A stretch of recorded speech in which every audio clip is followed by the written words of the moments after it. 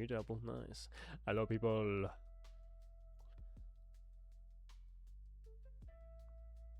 Welcome, welcome, welcome.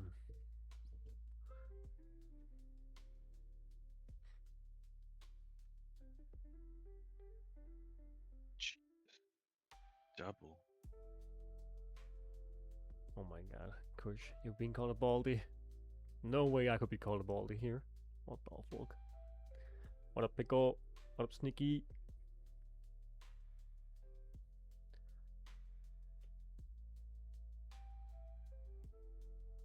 Just gonna take a few minutes. Let more people drop in before we go into it. This stream will also be uploaded to YouTube, so you guys can see it back if you miss any part.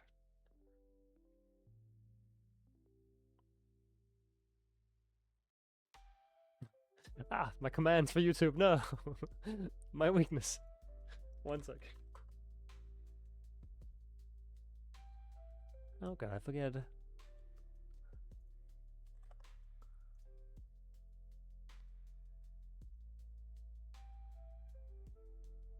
See, add command.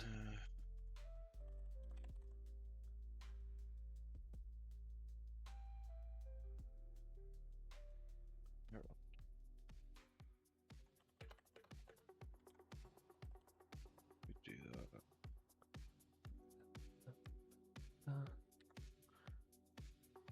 Alright, there we go. Should work now. Hopefully, anything. You can't get anything. There you go.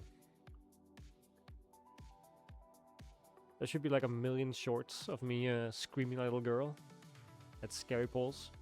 So you guys can enjoy that as well.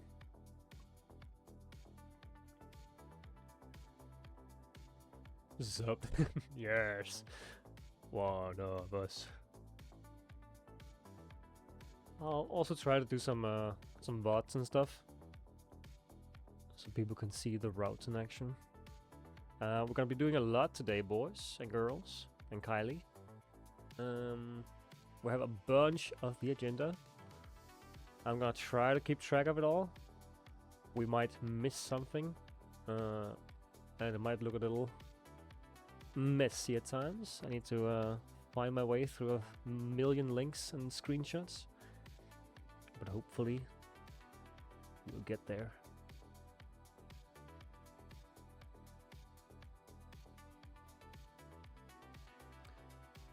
I'm not a boy or girl, Kylie.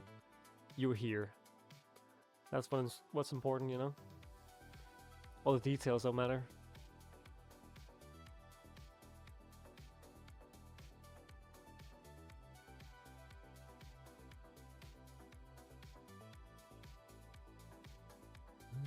Sea monster. The Leviathan. I want Herald. Harold.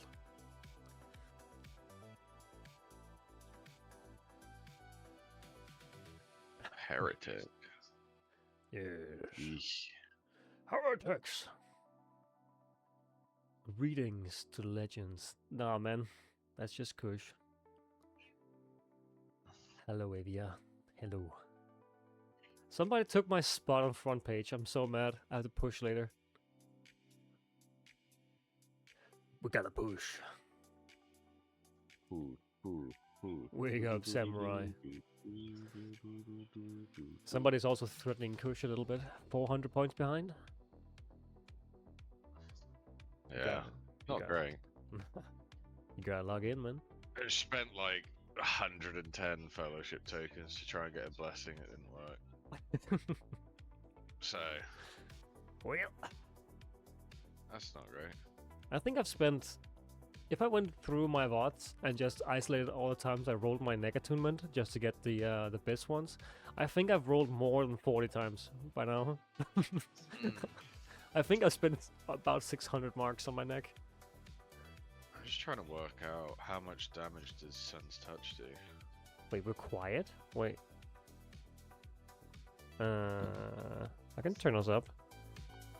How about now? Kush, speak. Yeah.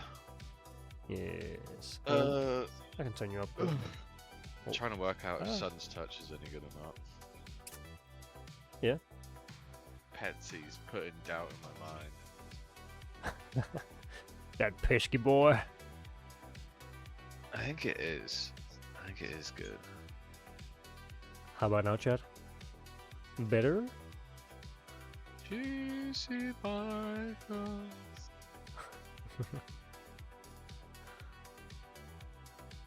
Perfect? Okay, good. Alright. So get stuck into it, I suppose. Oh yeah. Let me turn down the music a little bit. Right. If people drop in now, I'll just make sure to ignore them. No. But welcome, boys and girls. Hopefully we'll get through all the questions, but feel free to ask questions doing whatever we're talking about. But keep in mind we might go over it later on. You can also post the questions in the Xavian Discord. I'll try to monitor it throughout. But yeah, a little introduction first. Mr. Kush, would you like to introduce yourself? Yeah. Tank player since PTR Season 1. Played Helena, Miko, Xavian when he came out. Always kind of aimed for front page on all the tanks, and I played all the tanks so I could hit on them properly. Now at the moment I'm rank 1. Still rank 1 after, I think I was rank 1 since Thursday, first week. Still going. Xavian's had a bit of love, which is nice, because I was kind of stuck at Eternal 15, but it's getting better. On Eternal 38 or 39. Yeah, it's going alright. I mean, he's not great, but You can say that twice. Had a bit of a struggle lately, alright? So yeah, the biggest problem between all the tanks is it's the highest skill ceiling to make things actually work, whereas Miko's a bit of a skill ceiling because of her stupid combos, and Helena has grand melee, so there's only really one build you can go for Helena. yeah, pretty much, right? It's just melee all the stuff and get them in.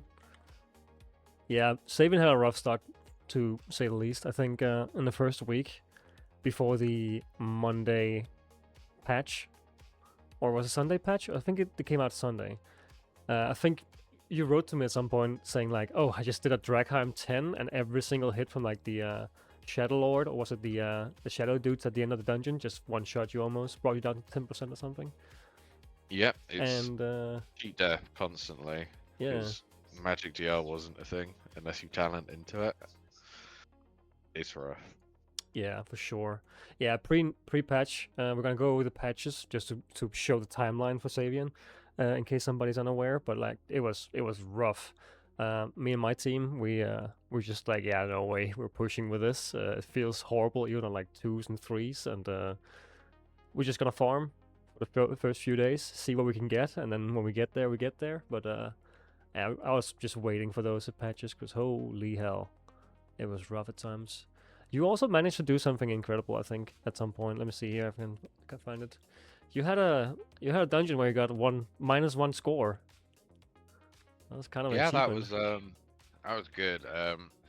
It was basically for being the best player in the game. Yep. I was rewarded for that. And they tried to nerf me. It was a hot fix. Oh, yeah. And what key was this? Do you remember? Yeah, it was Tazari. I think it was Tazari 35. We did it. Came out. Didn't get any loot. Oh no! And then and I got -1. Yeah. Also, you wrote me like several times just saying, yeah, try the Tazari 27 or something, and just kept crashing like after the second boss. Yep. again like a lag spike, and you just couldn't finish the dungeon, Yeah, which was that very interesting. It was only happening with Xavian. It can still happen now. They think it's an architectural bug interaction with Xavian. I don't know why, but just bear in mind it might happen in Tazari. Second boss. Yeah, that's one right here. Yeah. Must have felt so bad, like doing pulls like this, going into boss. This is a 37 though you did yesterday, I think, or the day before. And yeah, going into this pull, like you have to make sure you don't get enough of the little flowers, because they fucking hurt, right? Doing this long ass boss, and oh, clips sound too loud. Oh, sorry. It was going all the way up. It's not supposed to have sound. There we go. Is the clip muted now? Sorry about it. Yeah, the thing with this boss is you need the plants because it does cleave damage to the boss. But Xavians have always kind of struggled a bit with that. Because we don't have flat damage reduction that lasts a long time. You have to have your cooldowns ready for it, for your weapon. And movement, it is one of the best ones for picking up all the plants, but I found that if we had too many plants, the boss would just crash, so... Which is not ideal. Yeah, it's a bit dumb. Yeah. But it's alright. We managed to time this Tazari, which is nice, and we didn't crash. Which was a big improvement from the last 3 times I've done Tazari and it's crashed. Oh yeah. Oh yeah. Huh. So yeah, for sure there's some unique things for Xavian this season, to say the least. Are you going to Matrix with those numbers on your screen? Yes. Yeah, why do you play with so many numbers, by the way, before we keep going? I don't know. I genuinely don't know how... At this point, it's just more of a... I don't know how to turn them off. Yeah, fair enough. I've just lived a bit. Yeah, alright. And for those of you who are new here, I'm name drop, or called Javi, usually. And I met Kush doing our guild progression in WoW a few months back. In Midnight with our little softcore team, our little team of monkeys. Trying to raid lead as a prot warrior. And it was very interesting. And then this little fella dropped into the Discord like, oh, you guys play Fellowship as well? Yeah, it was funny because I said that I did all these things and everyone was like, oh, yeah, okay. Probably not though, because you're not that good. But turns out, you're that guy. I am him. Yes. Alright. But it's a problem because you'll find a lot of people that play Fellowship and they'll get locked somewhere. And so you can't really play with your friends as much anymore. And you just have to play with what you can get. Yeah, so the faster you push, the more likely it is that you either have a team or you just won't do anything. Yeah. Which is a whole other thing that we're going to get into later with like routing and how we play with different characters as well, and the ideal team comp. Or at least what is better than others. Because going into the season, we had this beautiful little cheat sheet here for Xavian. Strengths and weaknesses from the method. And our strengths, excellent group utility in the form of off-healing, shielding, and damage reduction aura. Yeah, which is completely fine. Xavian can do things that Helena and Mako can't. We can help the healer in a lot of like nasty AoE scenarios, and you know, we can keep a lot of people alive against their will sometimes, but surely that doesn't make up for the lack of DR we might have had at the start of the season, right? But we have a very powerful CC, sure thing. We have a grip that's 1 minute cooldown though. It's very long cooldown. It feels bad if you go into a pool, or it's like that one desecrator in the back that just doesn't want to move into your circle. But yeah, we have a very very good CC there. High mobility, we can jump very far, sure, but we're very confined to our aura. We can't really move that much, which is the struggle for Xavian, right? How do you feel about the turtle playing in the Halo? Yeah, I mean, a big preface on the weakness here. Where it says weak in the early game. I think that kind of goes until you're at least like power level 15k and have your gems and your talents and your legendaries. So our early game is about 92% of your gameplay is Xavian. There's some points where you'll feel good, and then you'll go up to the next like difficulty, and you're just dead. Yeah. You're just on the floor. You're fighting for your life. Your healers are having panic attacks. Because I think baseline Xavian is as tanky as like a Helena in Adept. Because they just have toughness, and we have to stand in our stupid little circle. Yeah. A little turtle shell, yeah. It's basically consecration tanking for paladins in WoW in Classic. For sure. And I mean, doing that clip I just showed, man, I mean, when you have to kite something like a debuff or any mob that's hitting you very hard, as soon as you step out that circle, you drop to 10 HP. Like, it's instant. Like, those 20% DR we get, like, you feel it when you don't have it. For sure, for sure. So yeah, I mean, we are strong at certain things, but that Halo, man, it is Halo gameplay. So let's go into some of the preseason stuff, because we got the notes for the season a few days before. I think it was a day or two before, and just gonna show that real quick.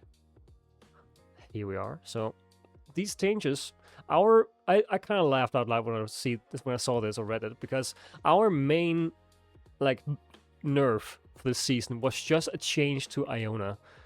The entire thing was that Iona just worked way too much. She was way too strong at the end, at the beginning. The stagger, I keep saying on my stream as well to people, Iona made people worse at the game in season 2, because they could have the stagger on them, they wouldn't notice that they were dead, because they just got saved by the buff, right? So they could stand in anything, take any damage almost at up to the 30s, and not really care. So just nerfing stagger nerfed Xavian, because suddenly you couldn't live as much. Now, we didn't know that most of our kit wouldn't work, so I was like, okay, we're gonna get nerfed. We're gonna be like maybe A tier, low A tier.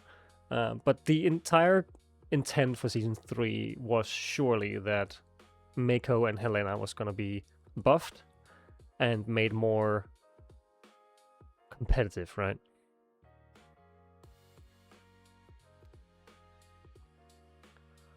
So that was the intent before the season started. We had a lot of changes. We had a new, our legendary neck got swapped out for the ring. We had some changes to a lot of talents. We got new talents, a bunch of DR, magic DR on our shields. Very nice changes so far. Now, Kush's favorite talent, Vanguard of Vengeance. Can you talk a bit about that? Give me a second. I've just put a bacon sandwich in my mouth. No worries. You tell us what you think about Vanguard, and I'll tell you the correct answer. Yes, so apparently Vanguard, which is just a state-of-the-mill 3-point talent, gives you a bunch of mana back when you parry enemies, gives you more parry, and every parry you do stacks up to 20 stacks, where you get 0.5 spirit, which I think is very nice. Fully stacked, you get 10% spirit, pretty good. You get more parry, pretty good, because a lot of our struggle comes from melees just being too much. Like, I think every Xavian knows when you have like a pillager with 10 stacks just smashing you, and when you parry just one of those, you really feel it. So I kind of like Vanguard, but I am told time and time again that it is a bait.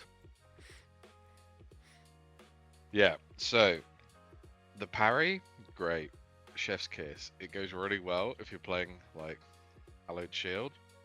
The biggest problem is it's a massive point investment. The reason you used to take it is because we had loads of like mana issues. So if you didn't have that, you were kind of a bit fucked. We don't have mana issues anymore, and for investing 3 talent points into just get parry, yeah, that is the bait. Yeah, it doesn't add up. I mean, the counterattack part is great. However, at the moment, we're not pressed for damage. You can do damage outside of that. Like, you can take, I don't know, Solar Burn, Rising Sun, another talent that does damage. Because if you hard lock yourself into using 3 points for that, you're going to miss out on, say, like Magic Ward for DR, Shifting Spectrum for massive DR, Zenith. Yeah. There's just loads of other things that you could be using those 3 talent points in.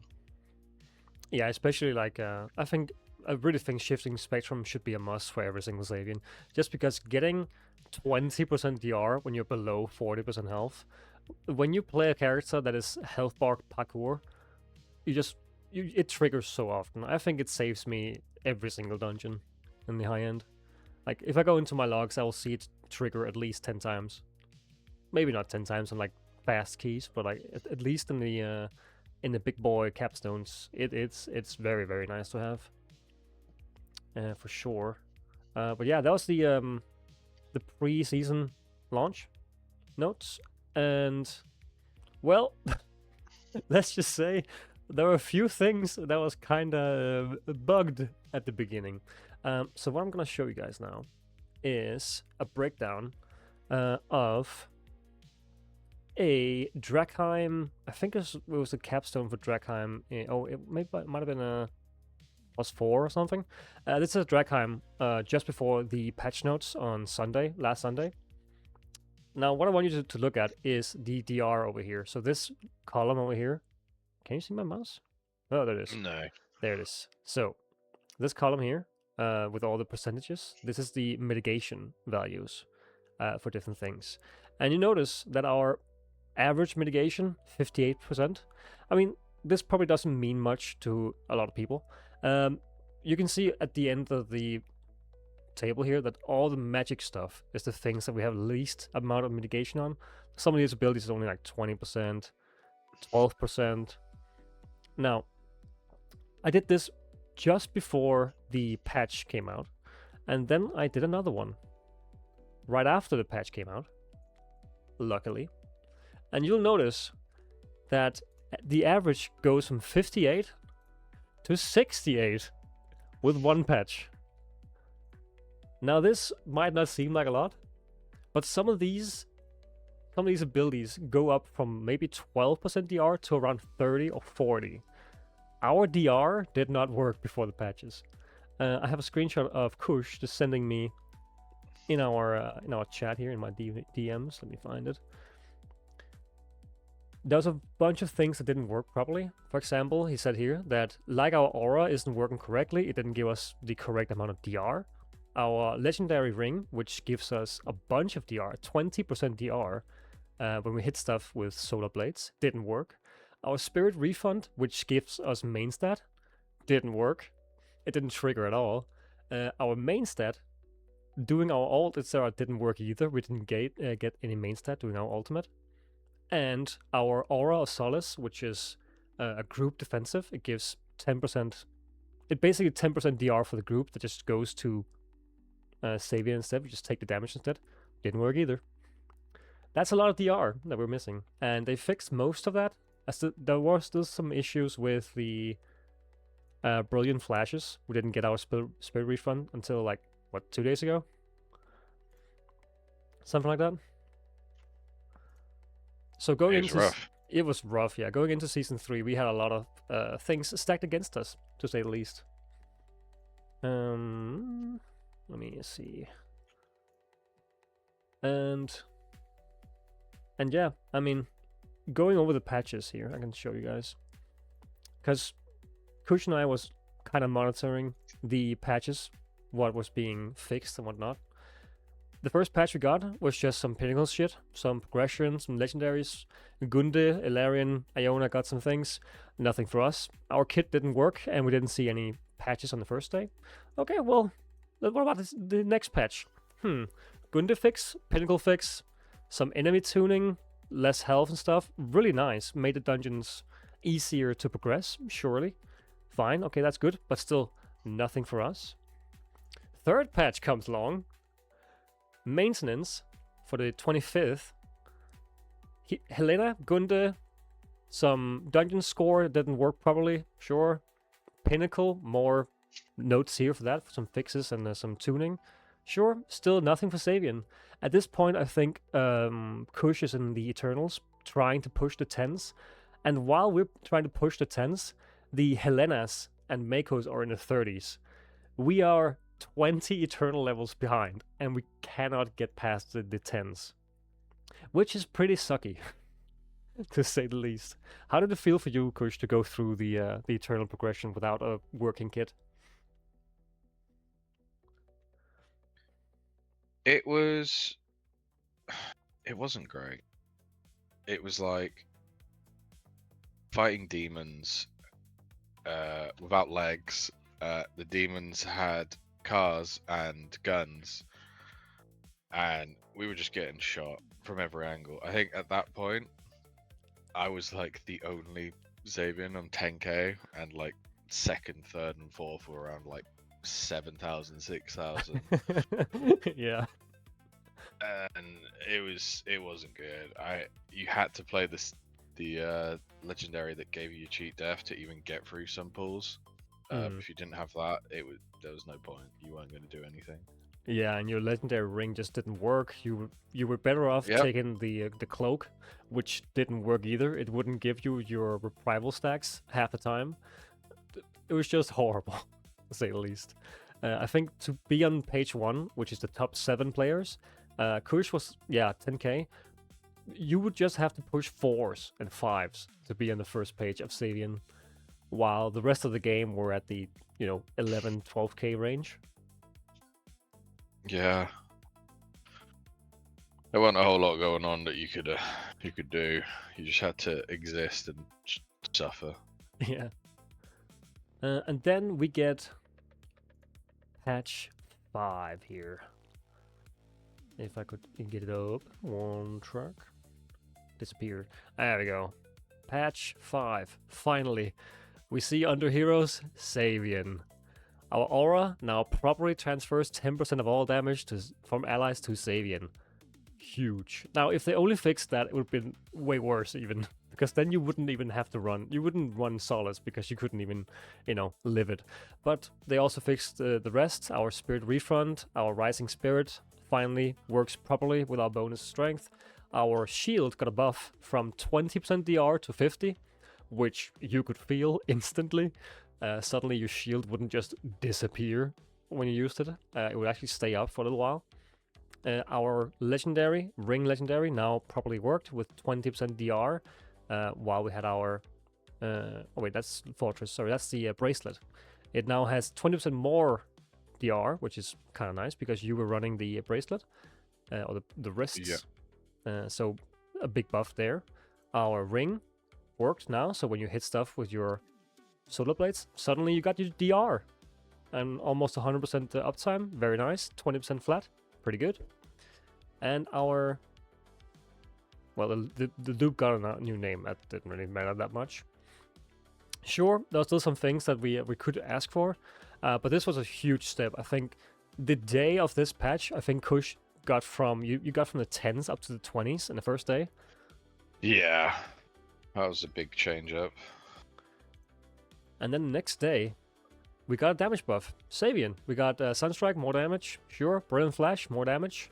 All hero abilities up by 8. Huge. And now it began to feel like a hero. That actually worked. So it only took a week of being behind. We lost about 6 days of progress, but finally, we're working, and now we're on the first week of Xavian being good to play, or okay to play, and you've pushed to the brink of 40, right? 30 something? 37. Yeah, 37.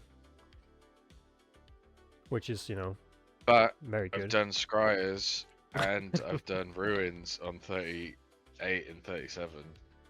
Fun? A good old time? No. I think Scryers needs to be reworked. Yeah.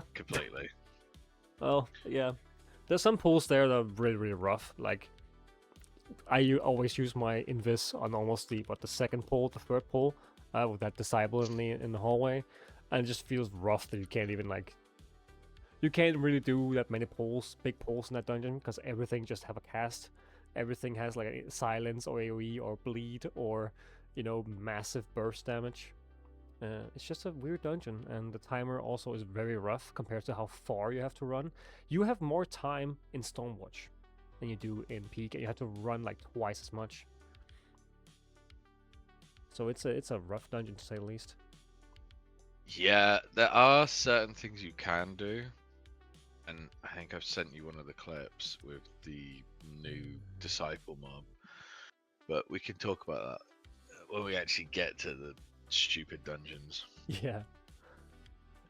Because now, enough intro to how it was playing Xavian at the beginning. Let's go into some builds. To those of you that are unaware, let me pull this up. Again, 1,000,000 fans open at the moment. So this is taken from Archon. This is a bit out of date now. It takes from the last like 14 days. But Xavian is primarily a haste guy. He loves haste to a certain degree. You can see here the stats are very balanced. They're not really... You can do pretty much whatever with Xavian. You can do a lot of different things. I have a very different build than most Xavians, and Kush is also running some interesting builds at the moment. But we love every single stat because we have a lot of talents that build into, well, literally anything. We have our Invictus, which is just like a secondary stat sink. The more secondaries we have, the better it does. It gives us, with haste, it gives us our shield more often. With crit, more damage. Expertise, more armor. And spirit gives our shield even more often. So we just love everything. There's not really a clear like loser among the stats, but I do think expertise is the one we'd care about the least. Would you say so? Yeah, I think expertise is kind of a bit of a redundant stat. You don't need to build into it, but you can have the gem tree for it. Yeah, I don't really fuck with crit either, but that's just me. Yeah, I do. I love crit. I love crit so much, and that's also what some of the stuff you can see on Archon here.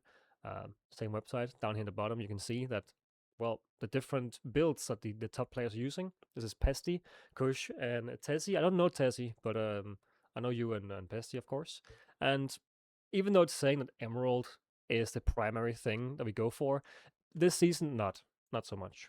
We love our ultimate. We are alt gaming this season. The more often we can have our ultimate, the better, because it's an immunity, it's 50% DR, it's damage, it's healing, it's everything we want.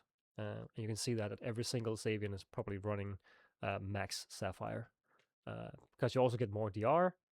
On the 8 out of 10 trait, you get 10. Oh, it's 3% DR per 10% health missing. So when you're low, you have like have almost 20-ish DR just for existing, which is pretty cool. You get your ult longer, you get more main stat. We love main stat. So all around a very, very good thing to build. Why did my music stop? What the hell? Oh yeah, well. And we can also go into a methods side here. So one caveat about the method: if you go into methods build and you search for Xavian, for most players this will be fine to follow. It's not really updated by a Xavian player at the moment, but you can go in here and see a lot of interesting things. For example, haste explained, reduces all our cooldowns, GCDs, very beneficial, gives us more brilliant flashes, very nice. Our crit, we love crit. Invictus, as mentioned, every single secondary goes into Invictus. We love it. It's what makes Xavian's damage incredible when you have a bit of a crit as well. Expertise, bigger shields, bigger damage, bigger heals, very nice. And spirit, more ult. Now, traits and stuff, we're gonna go into that a bit later, because it's a whole thing this season. As most people know who's played the season, there are so many changes. Not only traits, but the blessings and the bonus stats, the set modifiers, everything. But one thing to keep in mind, if you don't know, We have 35 modifiers in total. If you're going in blind without knowing what you're building, it is very much worth it for your peace of mind, first of all, and for your marks of fellowship, that you kind of want to go for something specific. Because the way that the items work at the moment, and with the gear flooding and everything, I have a picture of that. The way you make items, you don't really want to rely on RNG. You want to create items this season, for sure. I think that's what they're leaning into. If you're not familiar with this flowchart, any item you have, as soon as you get like a modifier on it down here, for example this one, this base modifier. Can you see my screen? Yeah, there's mouse. This modifier, if you upgrade from blue to purple, you gotta duplicate it, so you have the double up. When it comes down to a build, this is so powerful because we don't care about so many of the stuff in here. It's so important knowing what you're going for. But yeah, this build by Nate. There are a few things to say the least.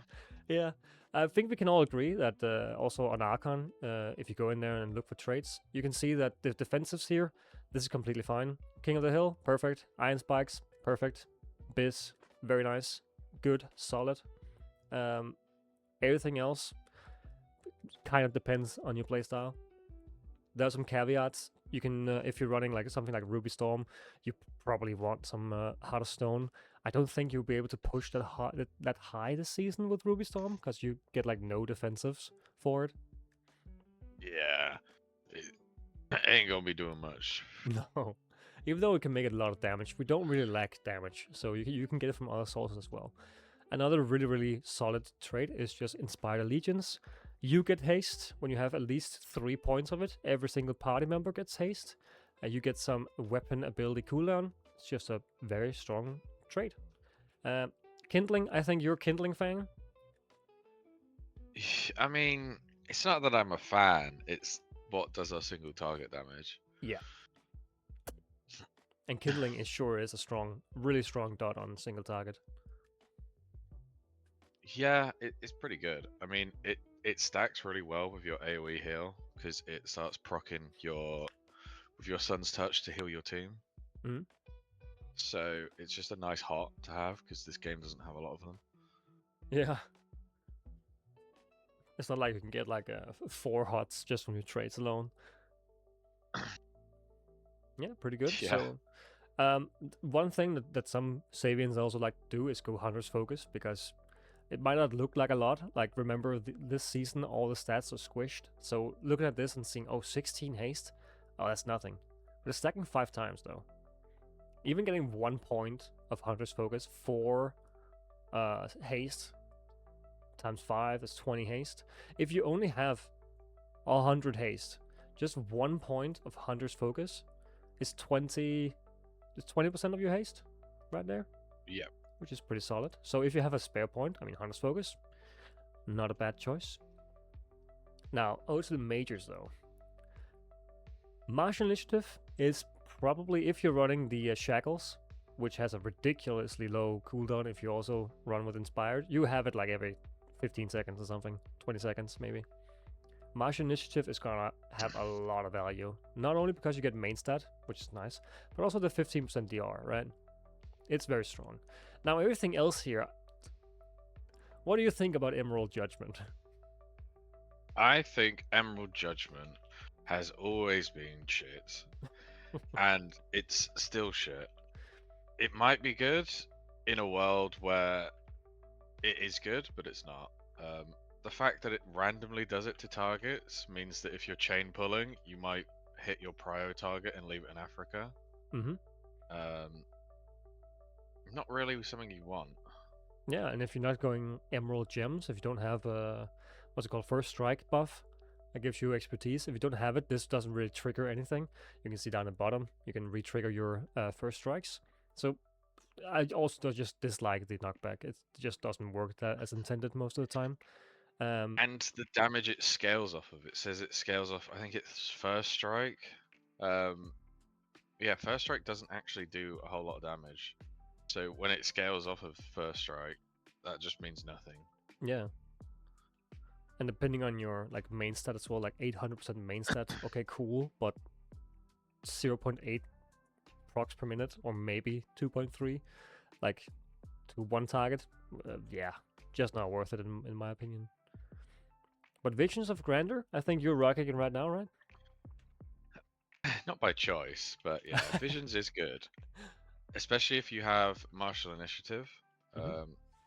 It makes it so you could just basically have your weapon cooldown on like a 5-second cooldown. So you're basically always having 8 seconds of martial initiative, which is kind of broken. Yeah. Even more weapon ability, more if you're running Shackle, that's just a CC. It's also DR because the slow works really nice. Yeah, I mean, you kind of have to run that weapon baseline because if you don't, you have to use the weapon. Yeah, exactly. Not the weapon, the talent, which is losing. Where you're basically just losing more talents, which we don't really have enough of. I feel like Xavian should have more talent points. As a fix for his lack of DR. Yeah, exactly. Yeah. And down to the set bonuses. So this is like a caveat. Of course, first of all, just saying it now so everybody knows, Seal of the Headgear, it's mandatory.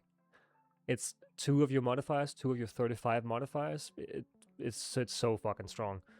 Getting that extra gem power, I mean, I don't think there's ever a world where you wouldn't go with this.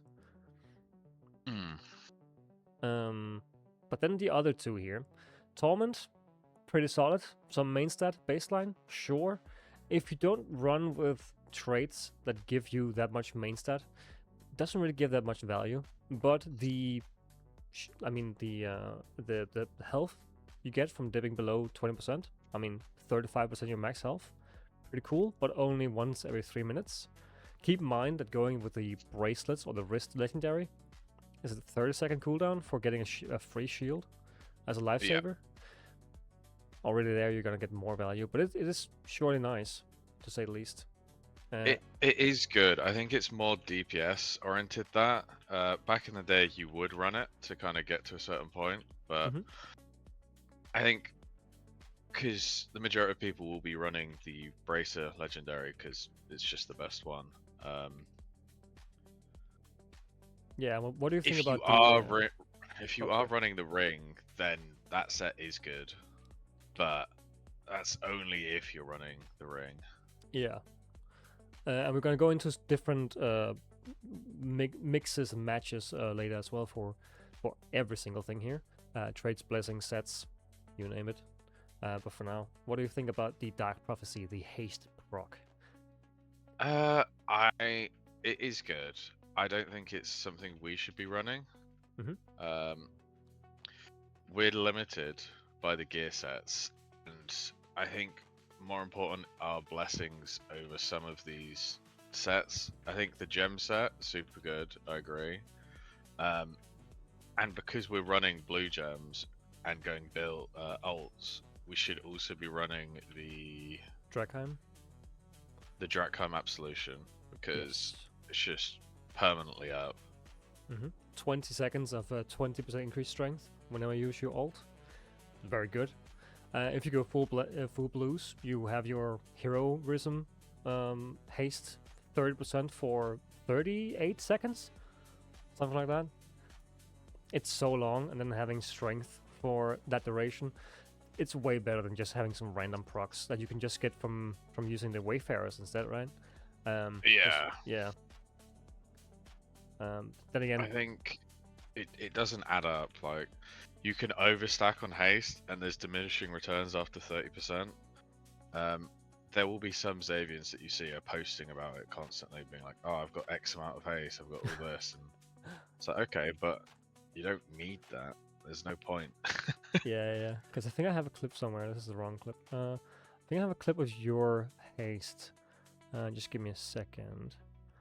I think it was your Ruins 38. Let me just make sure it's muted. Oh, it's loud. There you go. You can try to see here, like, right now, Kush is not really running that much haste. Like, I think you have 24% baseline, Yeah. which is fine. But you're running Wayfarers, and more Yeah. importantly, 4 out of 4 of those. yeah, more importantly, you're running your. We're gonna go into that later, with your specific build, but like, we're not really lacking haste. Like, it's not an issue of haste most of the time. Because if you notice Kush's health bar here, it doesn't really move all that much, and this is a 38. Yeah, 38 runs. Yeah, haste is not gonna save you if you're using your cooldowns wrong, kinda. Having more haste can mean that you can probably like recover quicker, but making sure you're in your halo is more important. Making sure you just have enough procs to begin with, and healing is more important. Haste can be nice for like increased damage. You have more globals, sure, but you just end up spamming sunstrikes anyway. Even with this little haste, you're using sunstrikes every 3 or 4 abilities, just because we need procs.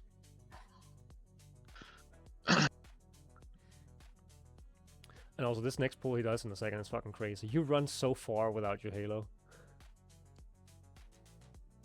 Yeah, I mean, halo is useful. You kind of set down your halo, and that's like your home base. But you can live without it. Yeah.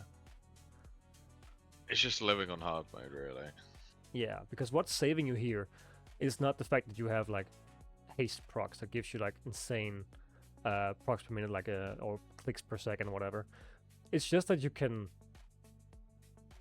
you know, kite, and you can live with the amount of expertise you have, or you have first strikes, you have your diamond stacks up.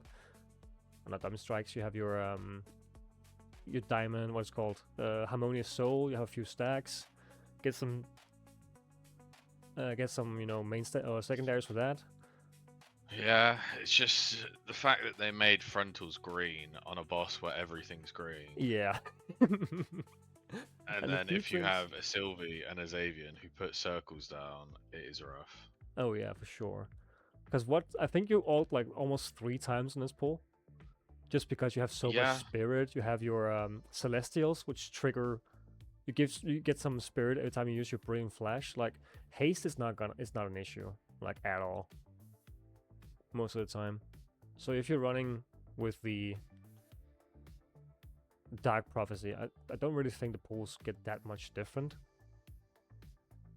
No. You're not really limited by it. That's a better way to say it. Yeah, you're never limited by your spells. You'll always have enough spells. The cooldown reduction is not really that.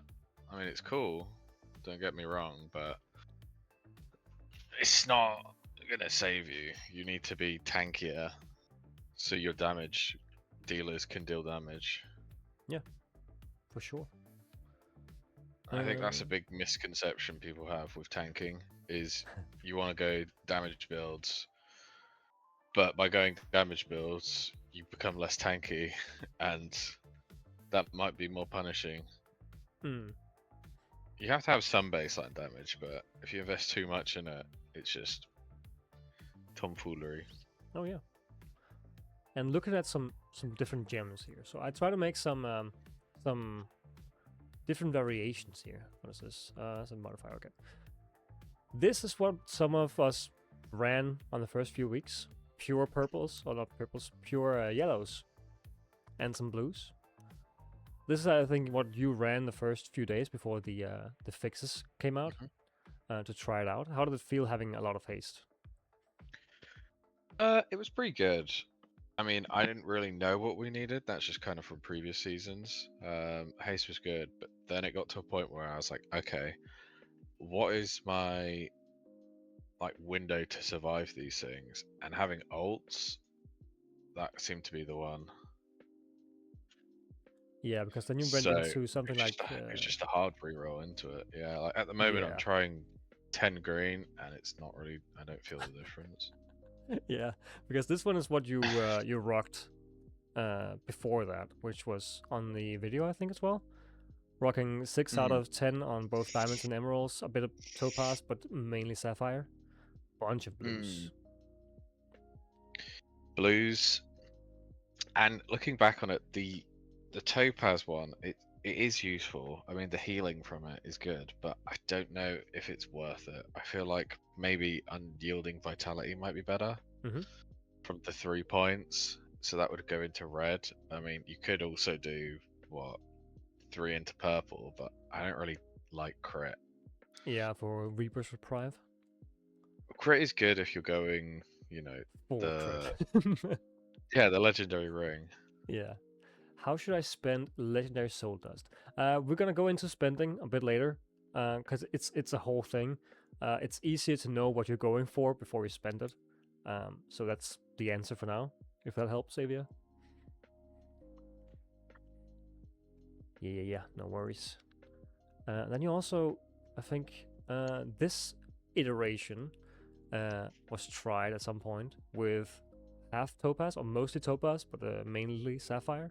So a little less haste because those end points of topaz. If you're alt gaming, you have so much haste. You don't really need the 6% haste from when you don't have alt, because you almost always have alt up, right? Yeah. And then it's the classic, this one from season 2, the emeralds.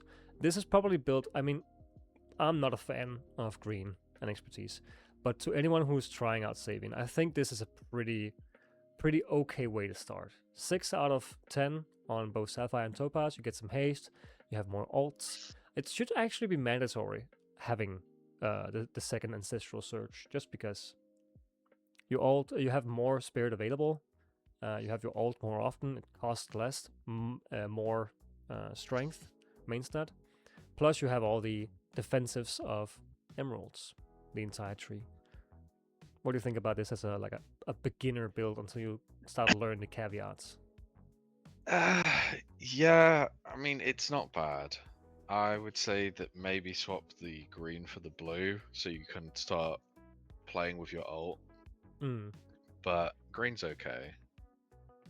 Yeah, so maybe something like this instead. Let's see, something like this. Full blue and then half green, half yellow. Yeah, I think that's much safer.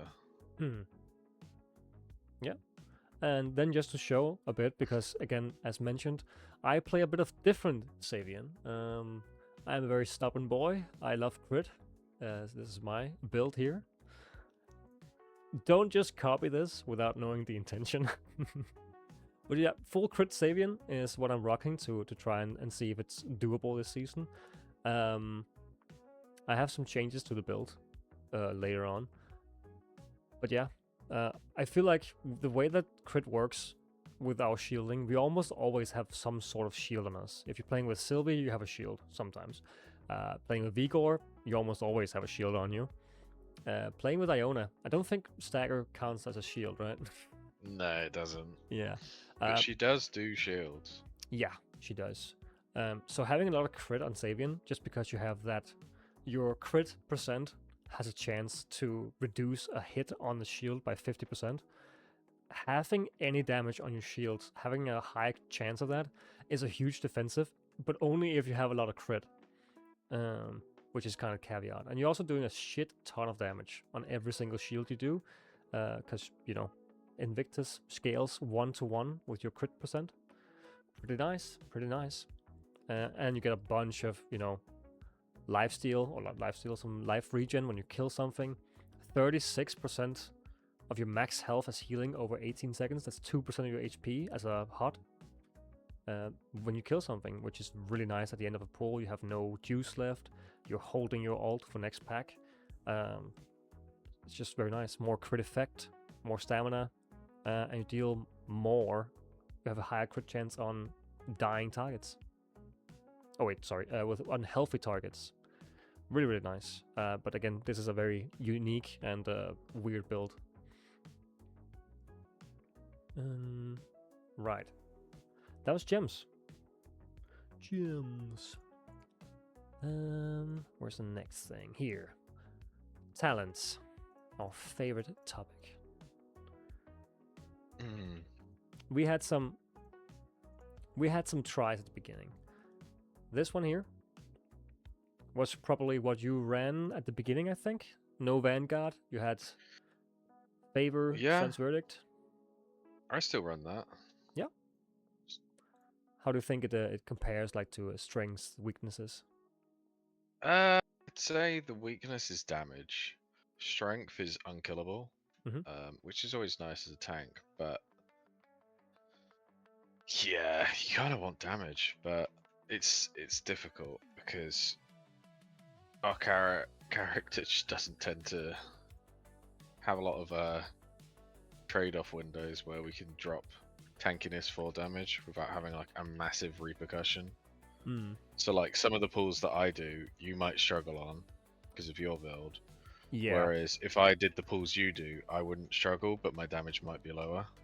Yeah, I can show this video from Tasari. Let me just make sure it's muted. It's so annoying it doesn't mute on whatever. Well, I'll just put it on. Whoa! This is Tasari 37 again. This is the first pull that the Kush built up. We did this route. We looked at Helena and tried to copy what she did on the first pull, just to see if we could replicate it, I think. And this is to me, this is an insane amount of ads. And your health bar barely moves, but you get your ult like what 20 seconds in, 10 seconds in, because you have Herald. Yeah. You have full Herald, I right? do. Yeah. Starting with that 50% or 50 spirit points is kind of giga, right? Yeah, it's kind of like your bread and butter. If you want to start doing these massive pulls on start, you need to be able to have your ult to fall back on. It's not really something you want to aim for, but when you do get it, it gives a break to your healer and also gives you a massive damage boost and tankiness. Yeah, and you're still idling about 24k damage. Pretty good, pretty good, pretty good. And how do you go about? Because one of the strengths from the guide of Xavian is that we are an off healer. We can help our healer out. How do you go about a pack like this, and you have bloodshot coming out in a second? How do you do you monitor the There's health no bars? bloodshots. Is it bloodshots? Or is it True Sight? True Sight. It's True Sight. If it was bloodshots. If it was bloodshots, I normally prioritize the healer, because healers don't have defensives. After that, whoever my best DPS is, they get a shield. So and Ryan, it goes from there. You just look at the blue right now. Yeah, so I think you always have to help out your healer first. That's the most important. If you have your proc for your multi-heal, use that. So with Shadow Lord. Yeah. However, if you, like me, and you get your shields up constantly, you can kind of put one shield on your healer, do a rotation, get another shield within 2 seconds, put that on, a DPS, do the rotation again, and do that. You don't really need to shield yourself that much in those times, because you're kind of pretty immune to a lot of damage. Although I wouldn't really say we're an off healer. We can help heal.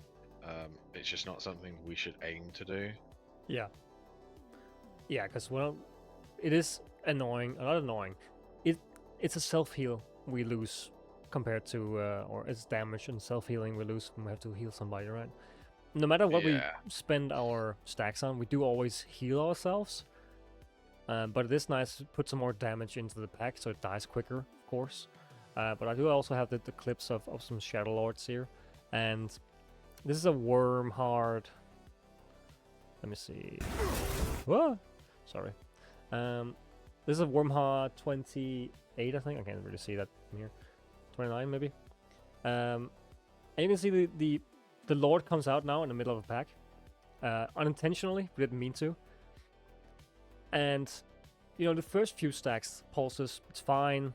A healer has maybe a little bit of hots on you, you can live it. But as soon as you get to the 10 range, it really starts to hurt on the higher keys. And you can just see them drop down to half every single time. Like, the Ilarian's boar triggers already. So does the Gundis. And you can just see them slowly start to die.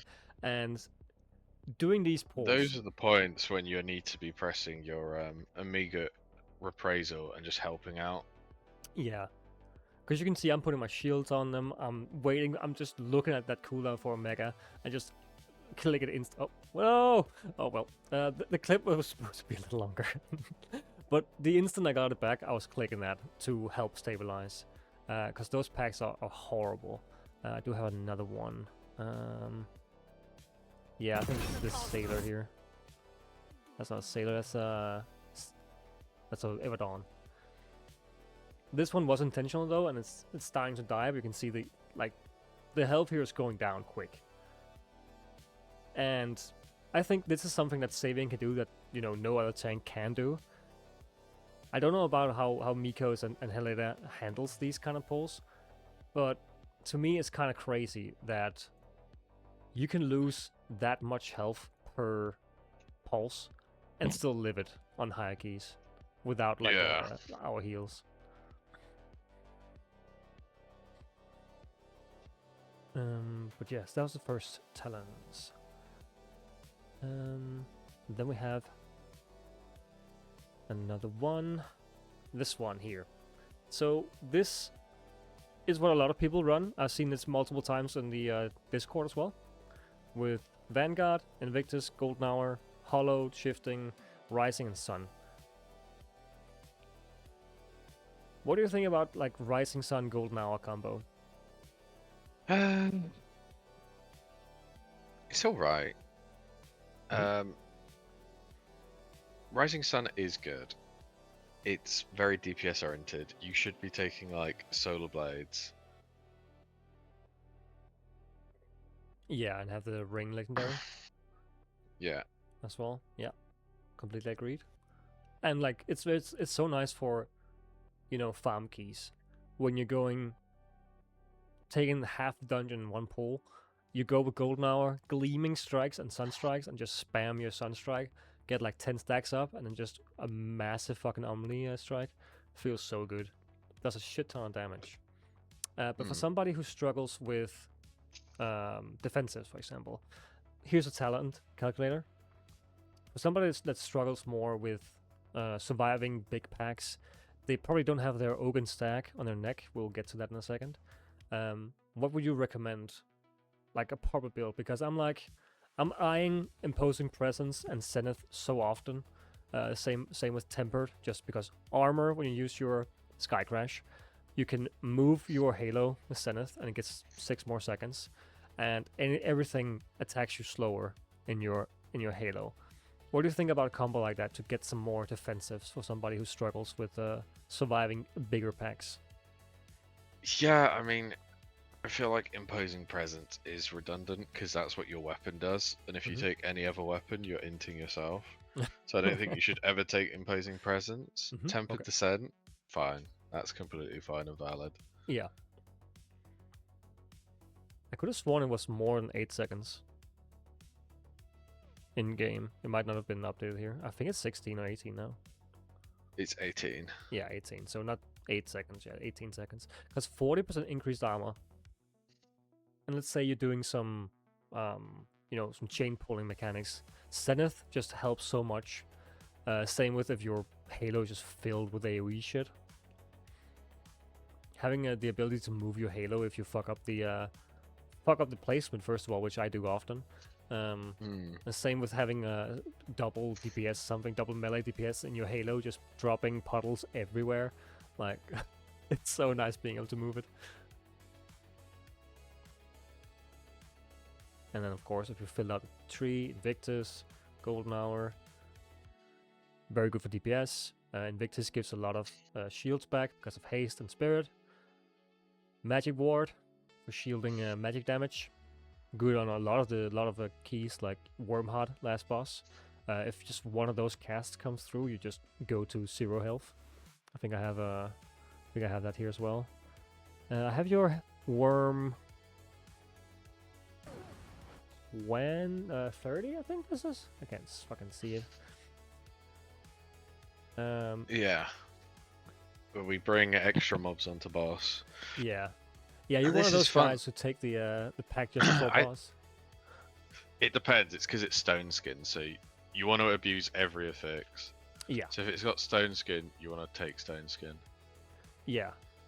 And looking at those kicks, man, I just get so anxious every single time I see one of those kicks getting like even close, because a few of these you don't have your shield up. If you get hit by one of those, you go to maybe 10% or something. Yeah, I mean, it doesn't kill me. No, you have your cheat death as well in your wrist. But that one, for example, that one there, that was a one shot because you didn't have a shield on. So having that extra magic damage just fucking helps those. Or having your ult, and how aware are you of your different defensives? Like, do you save them for the cast in case they go through, like your ult? I can see you're holding right now, for example. Yeah, I tend to hold my ult for Stuff like cases that. like that. Yeah. Perfect example. Because there's a lot of movement on the boss, and sometimes you just need your ult. Yeah. So it is good to use your ult for like damage or whatever, but sometimes you also kind of need to save it. So when you have blue build, you have like a bonus, so you can kind of sleep on it a little bit. Especially because it only costs, is it 75 or 70, and you have 130 available of spirit. Yeah. Yeah, and yeah, it's so easy on this boss to get caught in the corner, and because she just slowly pushes you into like one corner, and then she does the little spikes on the ground, and suddenly you're evading, and whoops, the frontal comes out, another cast goes through. You had your shield on, you didn't die. Like it's rough when you don't have your shield on magic damage, for sure. Same with like shifting spectrum, another frontal. Like, yeah, this boss just fucking sucks. To be honest, I hate this boss. There's a really good clip of me getting knocked off the side because I I look at the Twitch chat in the middle of this fight. I won't expose you anymore. Let's take that away. Right. So magic ward, just really solid. Same with shifting. Remaining 4 points. Even if you took Tempered away. Sun's Touch, maybe? You were experimenting without, right? Yeah, it's not worth it. Yeah, the HUD is not that crazy, right?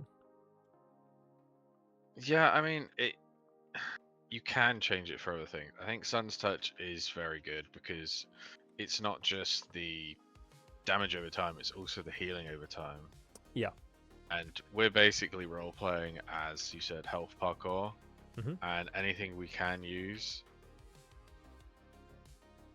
to help ourselves live, we should be using. Yeah, for sure.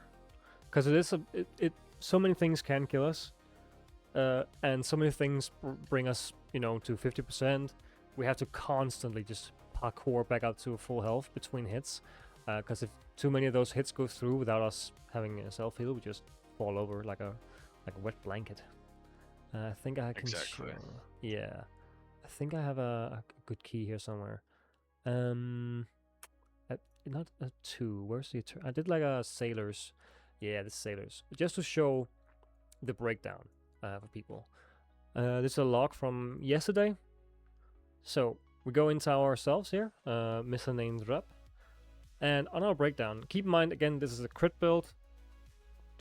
You're not gonna look like this when you're playing Xavian with a normal build, but we can see that down here, Brilliant Flash. That's just the main cast. Second on damage, pretty good. Solar Blades, Omni Strike, sure, but we have to go really far down to get the Sun's Touch. 4%, it's pretty good. We can see the average hit. It's average of 160 damage per second. Biggest hit, smallest hit, all that crazy stuff. It can crit. But your uptime should be really high. But yeah, for 2 points on talents, 4%, it's good, fine. When you go to healing, Sun's Touch, again, 5% of our heal, sustained for the entire dungeon, 96% uptime. It does overheal quite a lot because it has to. You have to be full health all the time. Max heal, 2k. You have like 53k with a Sylvie. Average 130. It's not that much value, but it is a really good HUD, to say the least. It does help out a bunch, especially on the group heal, right? Yeah, it's just one of those where it really helps in certain times, and other times it doesn't. It's not as important. But I don't know. I feel like you can't sleep on that one. Yeah. So Sun's Touch I in think for Sun now. Touch is important. Hmm. Now we have 3 points. I'm a big fan of Hollowed. Whenever you go Invictus, you want your shield to do more. Hollowed, whenever you parry something, you get 1 stack, 30 stacks max, and 1 stack equals 1% increased power on your solar shield. Very good for basically getting a bigger shield, sure. With Invictus, it also does more damage. Cool. And it's pretty cheap, which is nice. And you almost on the big packs, like on bosses, it does fuck all. But on big packs, because we have our blinding slash, we almost always get like 15 parries in a split second. That's pretty nice. 2 points. Now Celestial is also a really good choice.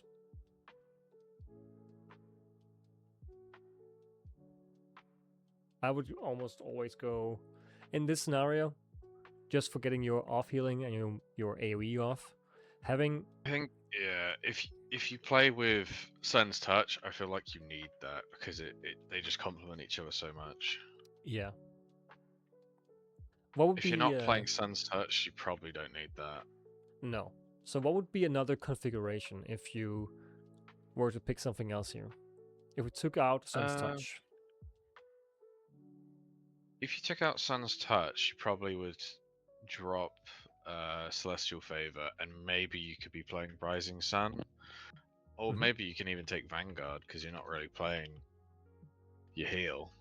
You could take Vanguard. Okay. You drop Zenith. And because if you play Zenith, you kind of want to play Tempered Descent as well. So those two work well with each other. It's always finding the talents that work well with one another. Yes. And if you use one without the other, you need to, consider maybe just not using either, because a lot of our talents work well with another talent. Yeah, synergy for sure. Yeah, just like Invictus and Hollowed. Yeah. So something like, Solar Burn is only if you're going for the Ring Legendary. I feel like, because it's I don't think it gives that much value for 2 points, because yeah, sure, it's a big dot, and sure, it's 10% DR, but only on your main target. Like, if there's a really nasty target, sure, it will be nice. And on boss damage, sure, it's really nice on high keys, I could imagine. But is there a better value thing here?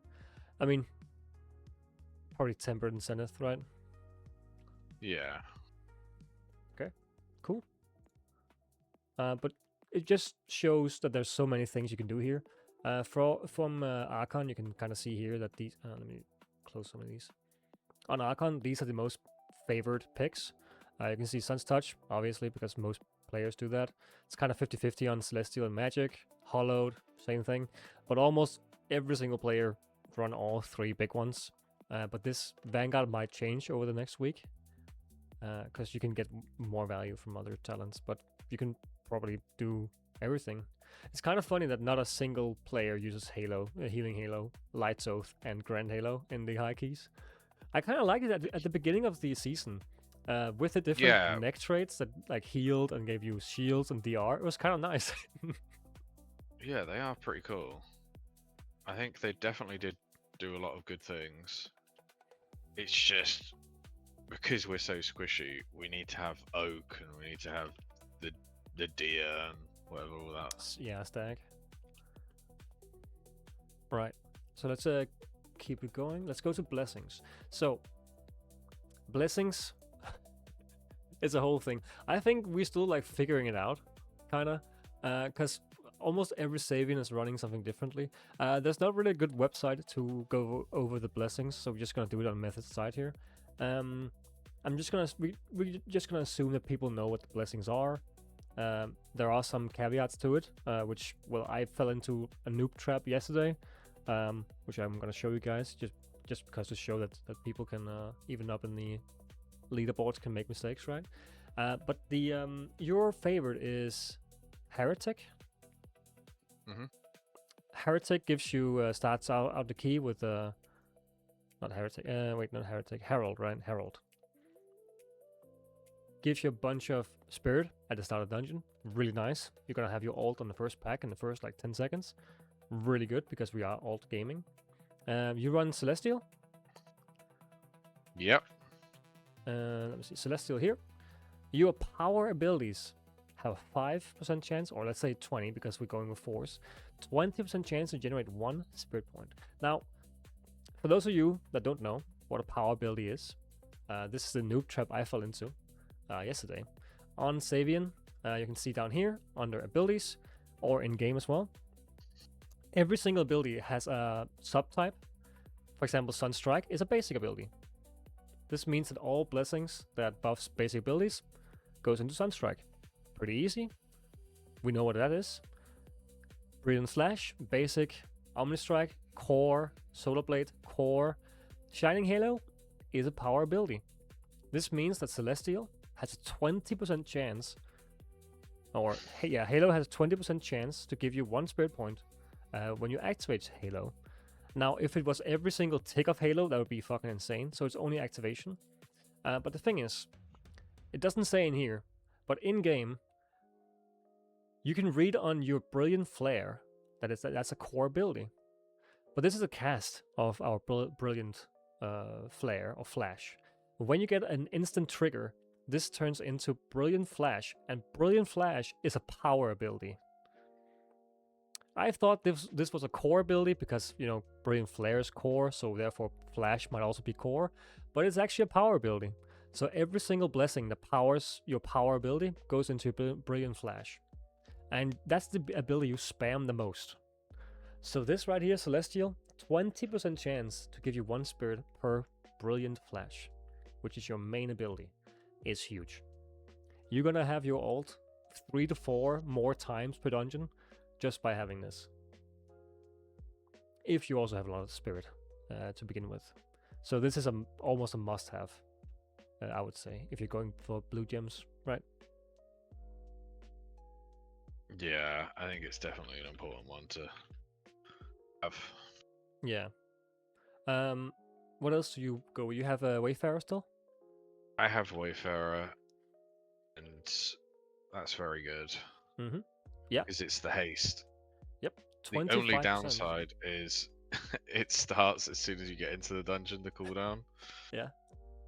So you have like 60 seconds before you can actually get any benefit from it. Yeah, or you have to spam your abilities at the beginning. Maybe you get down to 40 seconds, but yeah. Your core abilities definitely... I don't know if... I actually haven't tested this, but when you get... Omnistrike, of course, has like, what, it's 6... how's the cooldown for Omnistrike? I forgot. But it's probably the core ability with the biggest like benefit for Wayfarer, for the cooldown.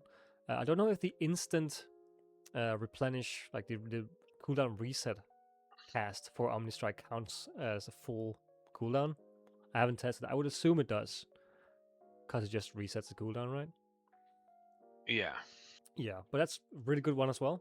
It makes up for the haste loss for not going for the haste set, and it's way bigger uptime, way more uptime, because 14 seconds, and you can maybe reduce it down to what, a 40-second cooldown, maybe like something like that.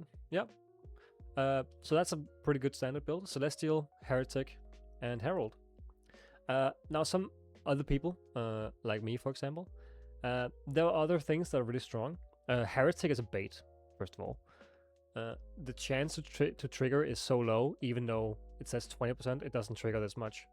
I tried it at the beginning of the season. It's a bait. Don't take it, even though it's a lifesteal. Don't take it. You can try it out, sure. Monarch, I don't really think we got a lot of value from Monarch. Getting a major ability cooldown acceleration compared to how much haste we have. We don't have that much haste baseline. So getting our Omni Omega reprievals back, you might as well just go for the talent that gives it a quicker back, right? Yeah. And Glorious basic abilities, kind of a bait too. Mystic. I saw somebody talking about the Mystic in the Discord earlier. With power abilities gaining some increased power for every 3% spirit you have. Depends on your Yeah, spirit. that one's. It's not bad. Everything depends on the build that you want to go. And Yeah. if there's a build out there that you're like, oh, that looks good, you need to make sure that that person's actually playing Xavian. Yeah. Because they'll probably be trying to transfer stuff over from Helena or Miko and be like, yeah, this worked for them. Yeah, that doesn't work. Now, one more blessing just before, or two more blessings before we go over. So next thing, when you do if you want to go with the crit build, again, big caveat, it is very meme-ish. It's very different. There are two blessings that are really strong. I use it on my build. I use Usurper, because when you have a lot of crit percent, every single percent, if you have like 40% crit, you have a 40% chance of triggering on your core abilities either a 4 target cleave for main stat or a 4 target heal based on main stat for your team, and a 20% chance to do both. When you have really high crit, this triggers all the time because it's on your Solar Blades, it's on your Omni Strike, and you use those on cooldown all the time. One of them is off GCD, and you just have a bunch of value. Like, this is my third highest damage proc. It crits for like 25k, which is insane, but only really works for the crit build, so don't do it if you don't have enough crit. Another one I think I'm going with is Trickster, which is your power abilities, so your Brilliant Flash and your Halo increases your crit by 10% for 4 seconds. This is almost 100% uptime for 10% crit. Huge for a crit build, but for anything else, it's a bait. But what Kush said, the blessings, you can do most things. It just depends on your build. But just know that what your build is, which one of which, what they do, and how they benefit from Nia blessings. And what works on Helena and Mako doesn't necessarily work for us. Right. Ah, wrong one. There we go. Sorry about that. Weapon traits and neck. Honestly, I feel like weapon traits this season just don't really matter. Because you can get them on your gear. You just get them on gear. Like, it's not as important as it has been every other season, because you don't even get the full points from it. You get like 1 out of 4. Yeah. It's more important that you have like the baseline for what you want on your weapon. Yeah. Yeah. It's better to have a weapon that has something on it that's useful. Yeah, for sure. From Archon's page here, you can see in the top, Xavians. Everyone is going for the Dark Frost Cleaver, the Shackles, the extra CC you have there, and the DR from reduced attack speed. It is BIS. Anything else, like Kush said, is trolling, because you can help your team out so often with a well-placed Shackle, and you can save yourself. Because keep in mind, it also triggers Martial Initiative, 15% DR, main stat, just really good. Seal and Elixir, you run a health potion? No. I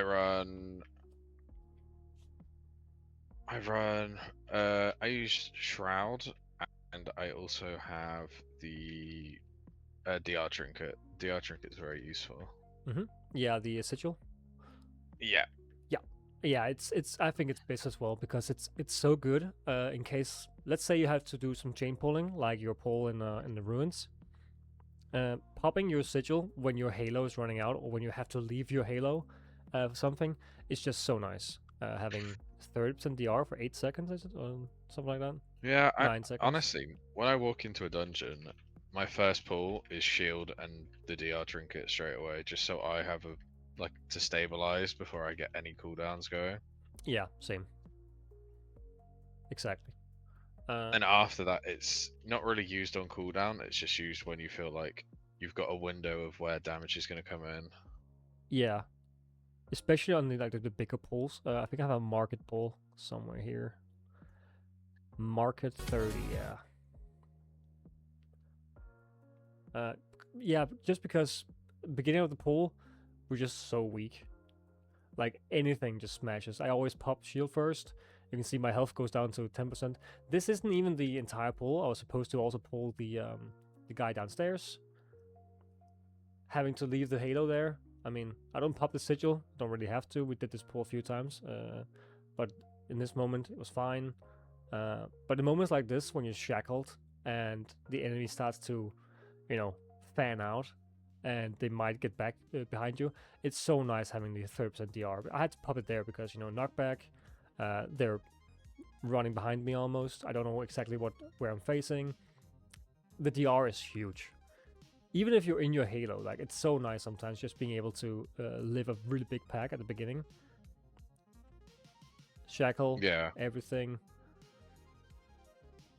It's so nice having the extra CC. Because in Season 2, I was running the shield. And I thought I was just living life because I could pop a shield for twice my health bar. Not knowing that my team was just falling over because I couldn't kick anything. Or didn't have any CC. So yeah, that's probably the biggest improvement that most Xavians can do. Get Shackle. Instantly. Get Marshall, Shackle, some Inspired Allegiance. Get the cooldown down. Yeah, I think the important thing about Inspired Allegiance is you're going with the understanding that you want your weapon cooldown off as much as possible. Yeah. Which is also why Visions is pretty nice as well. Yeah, if you can get Visions, it's great. I mean, I have one because it's on my weapon, and I just can't be bothered rolling. But I have 4 out of 4 Martial Initiative, which seems to kind of be doing all of the groundwork. Yeah. Boots on the ground. For sure. It's so nice having the instant. Sometimes if I don't have my shield and I have my shackle, I just use my shackle for the DR on like a cast going through. I don't even care if I hit something. If it's a boss fight like Market, if the crawling abyss or whatever it's called, the tank buster. If I see that cast going through, I'm just like, oh. Pop the shackle. Yeah. It's just another defensive. Yeah. Neck trait. Neck traits. So it sucks. It really does suck. I really do like all of the ones that make Halo do something fun. I really like. Yeah. And the best ones are exact opposite. Yeah. This season, first time we have the neck traits. The best is Oak, 35% increased armor, because our biggest issue is big packs and physical hits, because we just fall down when a big pack lives long and just starts hitting. Pillagers especially, they hurt so bad. A lot of the tank hits are physical, so having armor is just really good. Stag, the movement speed, it's nice, it's fun. So it takes a little time to get used to the movement speed sometimes. If you're happy about, like, if you're really good at jumping around the map, sometimes you might jump too far. But the 12% DR on your shield that isn't tied to your shield, I think that's the most important thing about this stack, is that it's 8 seconds of DR and not tied to the shield, like the bracelets, for example.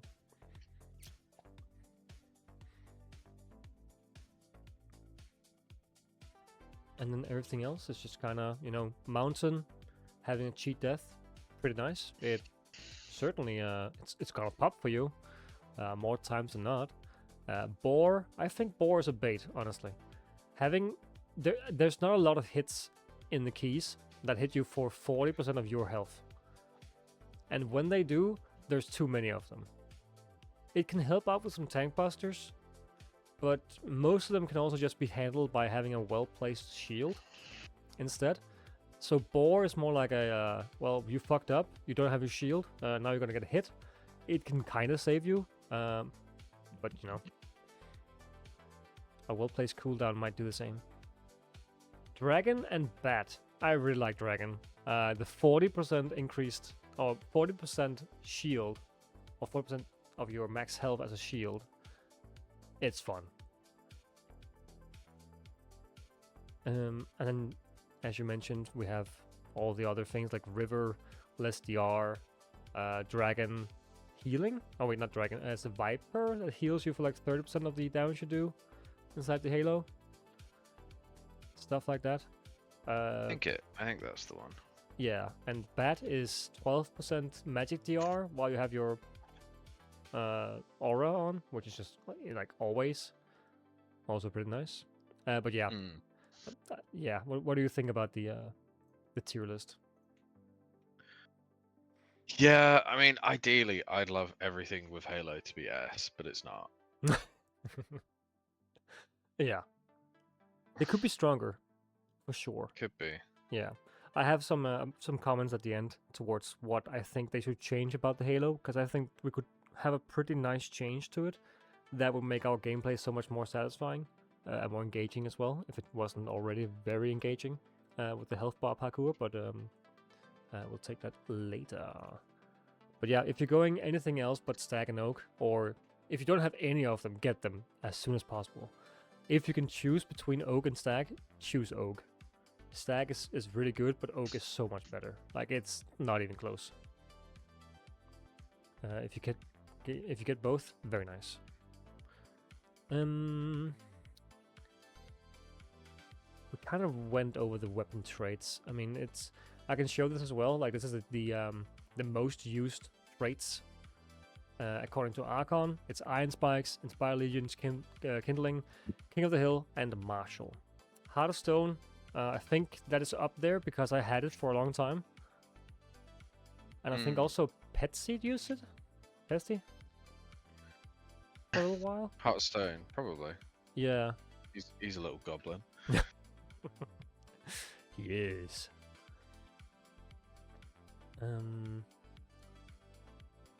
But yeah, that's just what it is. Simple build, main stat. There's a few builds we can show here, like the final builds, like this one for example. Right here, you can take a screenshot if you want. Celestial, Wayfarer, probably put Herald on as well. Marshall, Kindling, Inspired, King of the Hill, Iron Spikes, Hesgear, Dragheims, and maybe Dark Prophecy, maybe not. You can take it off if you have Wayfarer, probably.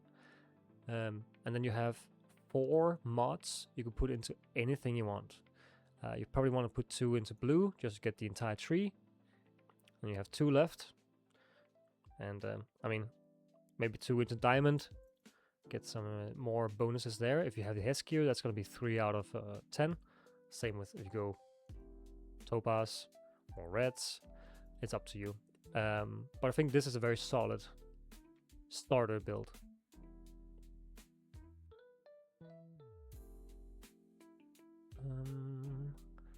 There's a class. I could show the Ruby Storm build, but I'm not gonna.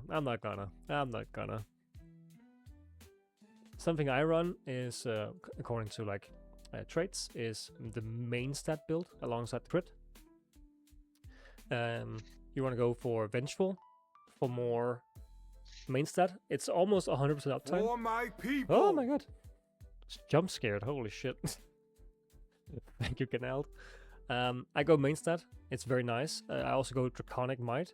If you get a Draconic Might proc from your crit before you ult, you have basically you're gonna stack your main stat in a way that's very silly. Because Draconic gives you 18%. If you then get Vengeful, that's 9% more on top of your ult, which is 20%, on top of your blue gems, which is 24%. If you then also use your Shackle, that is 10% more main stat. And let me show you, if I can find the clip of it, how silly it is. I think baseline, what is your baseline, like 290? Yeah, I think so. That should be the range for people when they're in the like fully tempered. Let me see if I can find it. Because yesterday I did some farm keys and I did some silly things with main stat just to see how high up I could get it. This is Wraith Tide, that's the wrong one. It was a Sailors. Might have been this one. I'm gonna see if I can find it. But basically, when you use the main stat build, you could peak at around 790. So it's 3 times your main stat. It doesn't last long, but it's very, very fun. I think I checked my main stat doing this poll just to see if I can get it. But I did have a clip of it somewhere. It's not very important, so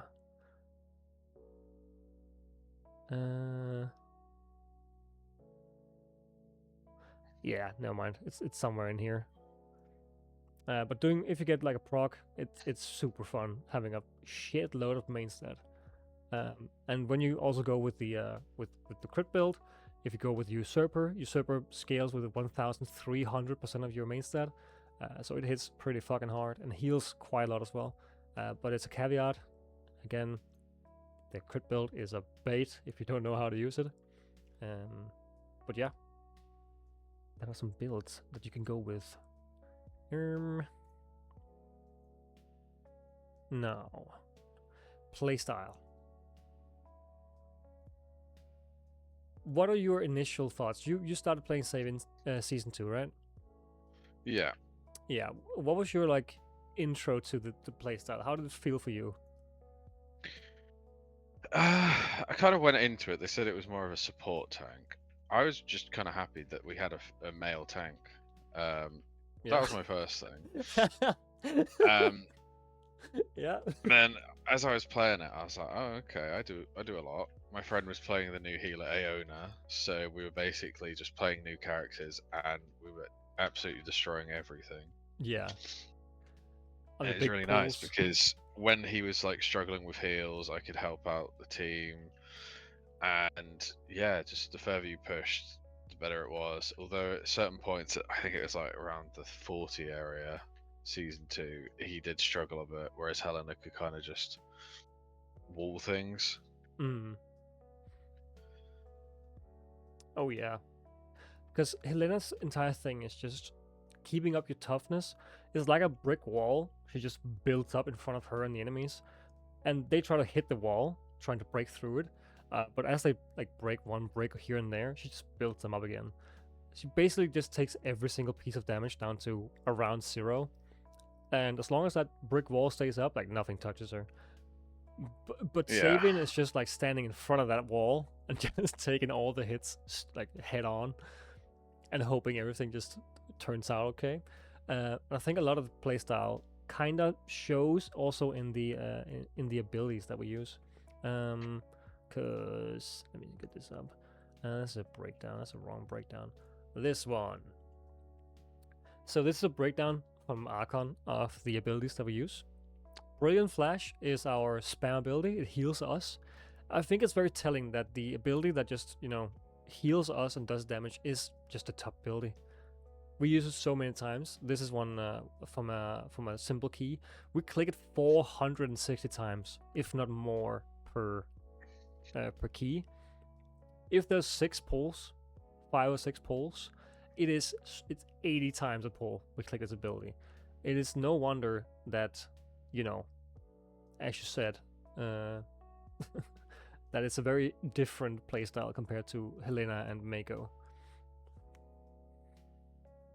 We are just the blood decay of Fellowship, which I kind of like. I don't like blood decay in WoW, but in Fellowship it actually feels really good. I don't know what it is. Yeah, it is kind of like a blood decay, except you're using holy powers. Yeah, and you can heal others as well. Because our healing is just, it's just a shield. Yeah, it's a paladin blood decay. Yeah, exactly. And I like looking at this breakdown, the solar shield being 63% of a standard Xavian's healing. It's a shield. It doesn't really it counts as healing for some reason, but holy, it's a big thing. This guy ran with emeralds as well, and his second biggest heal is the emerald shield for a ton of your max HP. And then we come down to all the actual healing. Like without the shield, we would just not be playable at all, unless they buffed our health pool like doubled. then maybe, you know. Um, yeah. So it was a big turnaround for from coming off Helena in season 1. Like in season 1, I played Helena up until like maybe Eternal 6. I didn't get that far. But then Xavian dropped, and I'm just like, oh, what is this? And suddenly you do, you know, on the big pools, you fucking gap the DPS players. It felt so Yeah, good. and now all tanks kind of do no damage. Yeah, 25k on a big pool average, even for Helenas, maybe 30.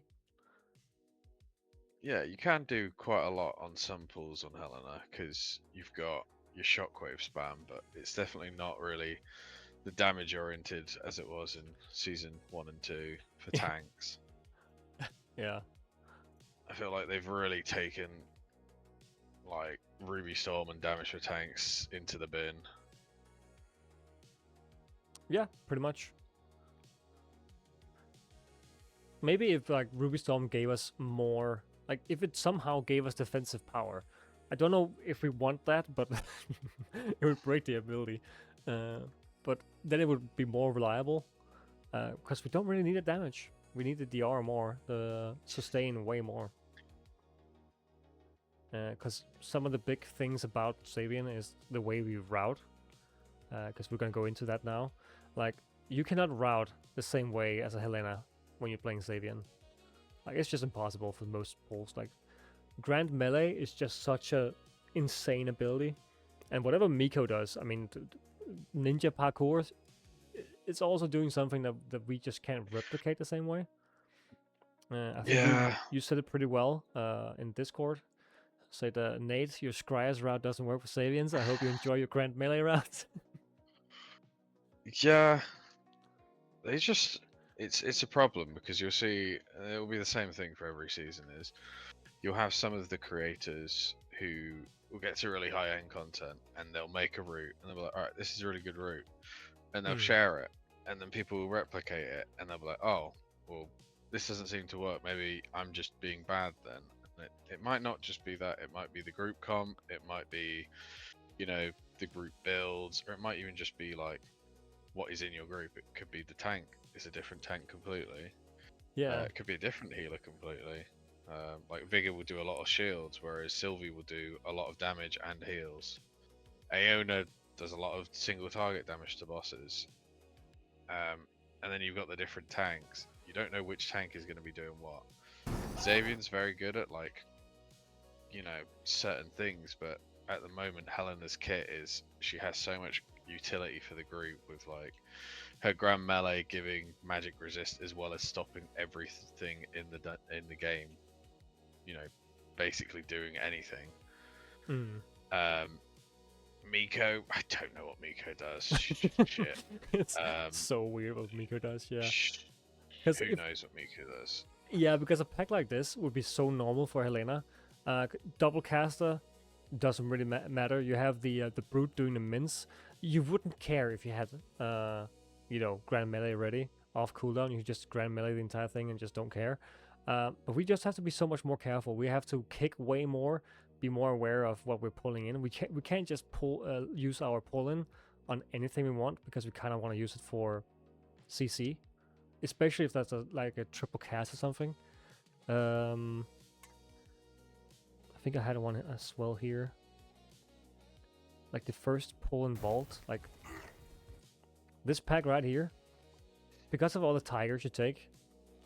If you had Grand Melee, this pull would like be no issue at all, right? But you get to a point where your health bar is just going fucking nuts. And I think in this pull you have to use your grip just to stun them for a second so your healer can catch up. Even though it's a Vigor, I think it's like halfway through the pack because of the flower. Yeah, right there.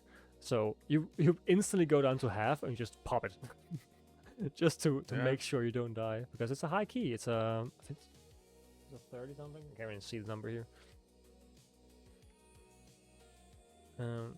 So we are just more constrained compared to Helena for sure. Yeah, we have a lot of conditions where we have to, instead of using like our CC for, you know, grouping things. We have to be using it for negating damage just completely. Yeah. Exactly. So you'll see a lot of times in dungeons where I will use my grip to just stop their CC. Yeah. Just stop their attacks completely. Yep. Same. Whereas, you know, if you were supposed to use it, you're supposed to use it for like grouping or whatnot. Yeah.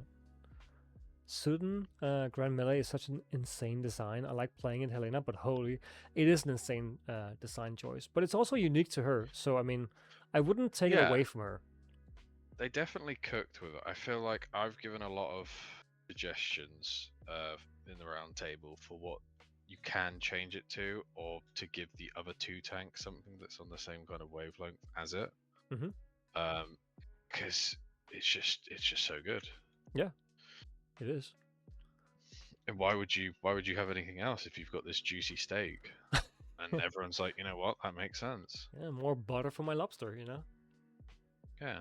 Why would you want to play something that's harder when you can have this that's really easy? Yeah. Because now we're going to get into something that's fun for me, I think, to hear your opinion. Because going into... Let's do a little tier list here for dungeons as Xavian. It's I think it's missing Ransack, Pinnacle, and not Ransack, Pinnacle, Peak, and Ruins. But what would you say as Xavian? How do you feel about Sith rolls compared to, like, if you just think about only you, not the group comp? How does it feel as a Xavian going into Sith rolls? I think Sith roll is a lot easier this season. Oh, hey, Spry! Mr. Frogman. In the previous season, Sith roll, you'll look at it and you just wanted to, you know, shoot yourself, or you just avoid it like the plague. Yeah, you see it on a, you know, plus 30 something as a capstone, and it's like, oh, guess I'm doing sailors. You change it, and now you see Scry's Peak, and you're like, ah, fuck. Because Sith roll, they've reworked the boss loads. The final boss doesn't kill you instantly. The Golem boss is okay. Yeah. Yeah, if you have a, you know, a DPS that's ready to help you when you run out of CDs for these soaks.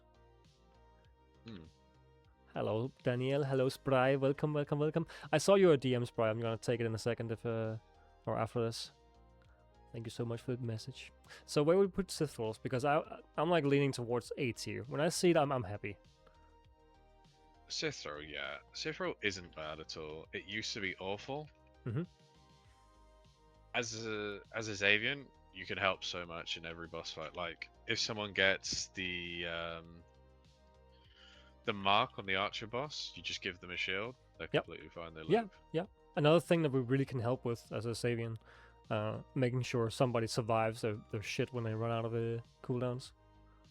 Yeah, and our shield, we can have it on like a really low cooldown, so it's even better. Yeah. Thank you, Spry. Thank you. Sans. Sans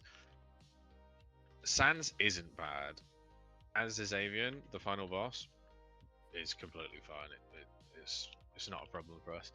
Yeah. Although, like every season, if you get Sans with Ultimation, you just you either don't do it or you go into it with like DRs, because it's not that you'll die, it's the team will die, because it just does so much damage to the orbs when they explode.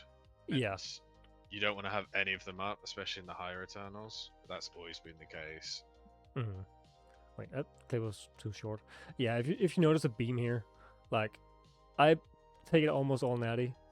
I do almost die, but I feel like all these sustained abilities, I always take 2 puddles, I think, or 3 puddles even. Like, sustained damage, if you don't have like a haste proc or something, can be an issue for at least new players if they also are out of their consecration or their, you know, halo. Because sustained damage, like mints as well, like I also have a clip of mints, I think. I feel like it's easy to struggle if you don't have a... has been nerfed, because I used to have to run from it all the time. Yeah. And now I can just kind of just stand in it. Yeah, you can most likely take it head on. If it comes as a surprise, that's when I have an issue with it, or when my Ilarion is How standing do you in get the halo. surprised by a butcher? Like, Dude, how do you get surprised by Mince? He does two moves. One's a big slam, and the next one he just starts slapping you.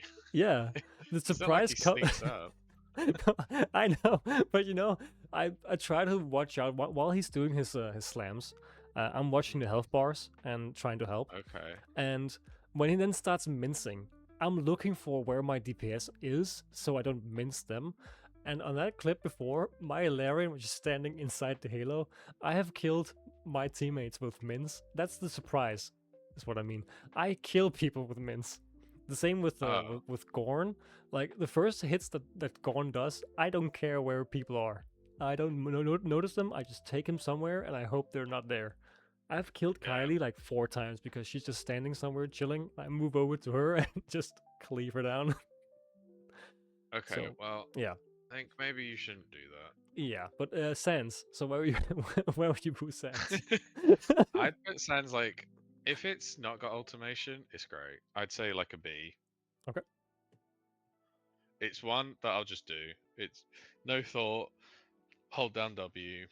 Go. Yeah. All right. And Grove. See, Grove isn't bad.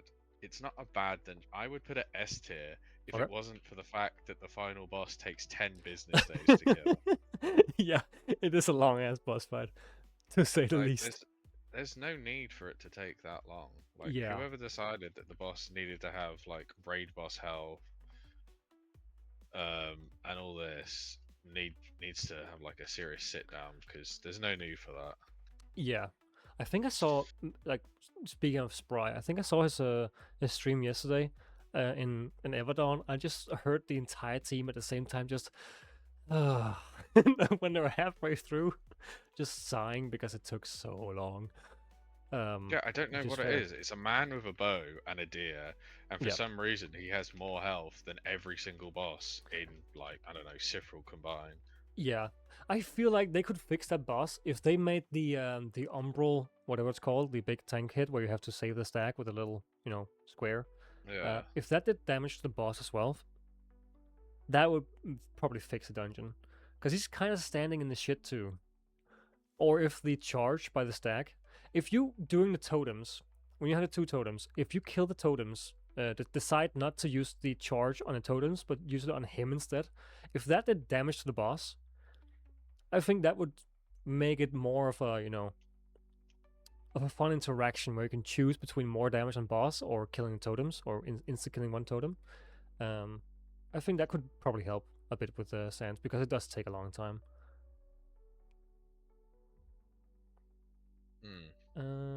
Godfall Quarry. I like Quarry. Honestly, I fucking love Quarry.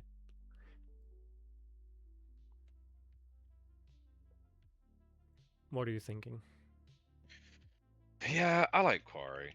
I prefer Quarry when you could jump off the side and it would do funny things and kill the boss, but Yeah. I like how they've taken the fact that everyone was doing that to kill the boss and made it so now when you kill totems it does boss damage. I feel like that's a really good iteration. High B, A tier? I would put it. Yeah, you could put it B tier. Yeah, one of the changes I really like is that they leaned more into using the sentry totems in more places. You can't really route that well without having to take some totems, which is really nice. I feel like because it's like one of those mechanics where you can do some silly routes where you take, you can pull a lot onto the totems without being an issue because you just kick once instead. As before, you could just avoid every single one of them. I kind of like that about the dungeon, having the totems as a thing. Now, I don't care for the Goliaths, or the big golems. I don't care for them. The ice ones in Wormheart are worse, but the stone golems also, like, the big hit they do.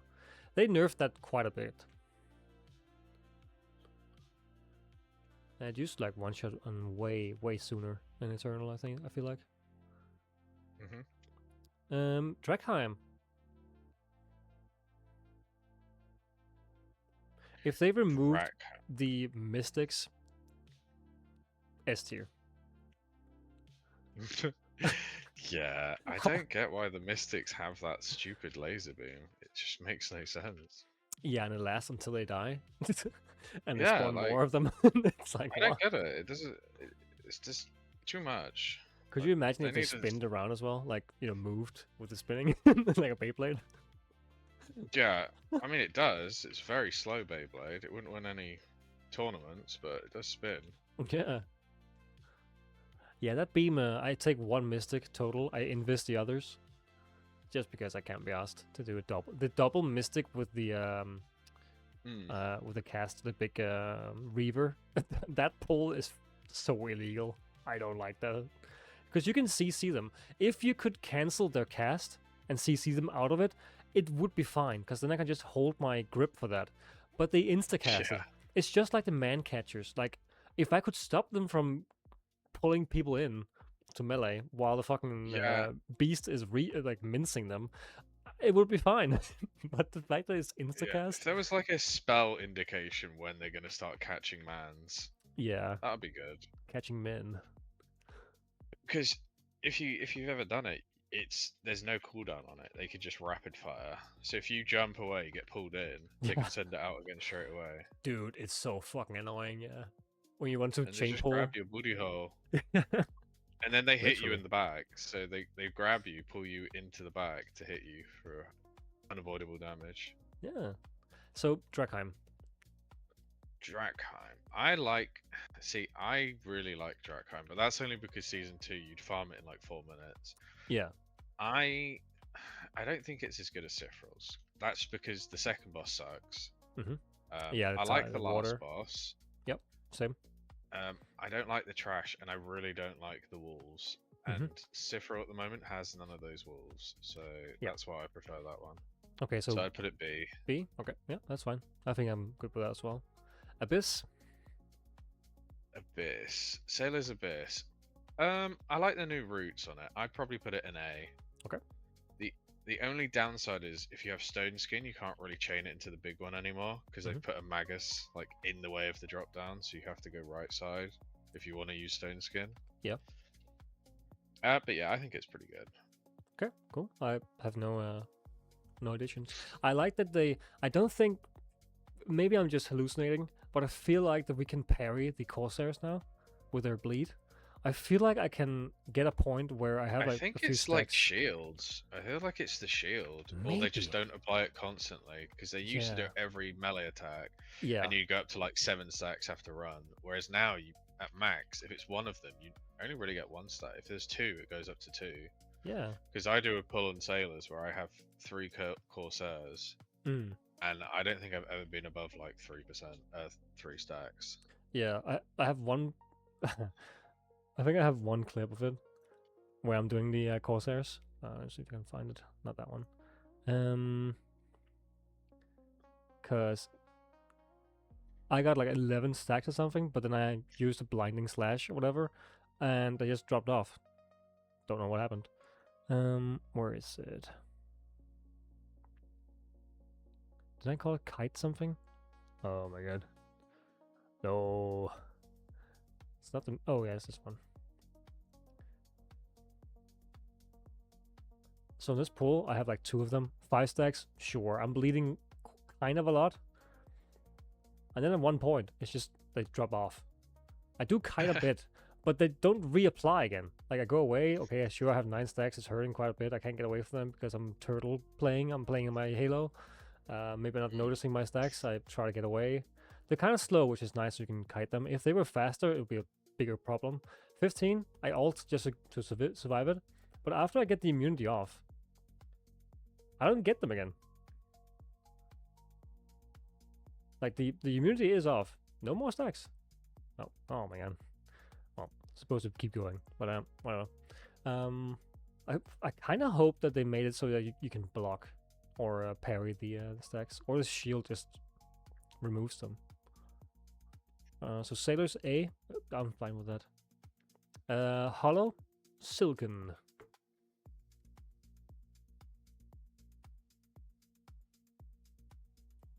What do you think about the good old spider? Which one? Silken. Silken. I think Yes. Silken's good. I think it's like a B. Even with the Korean horrors, the bursting blood. If you have a chicken, it's so easy. But those pulls where you have to pull a horror. If you... Yeah, I feel like Grand Melee solos that dungeon. If you don't have it, you need to only do one carrying with chicken and not play the other one. Yeah. For sure.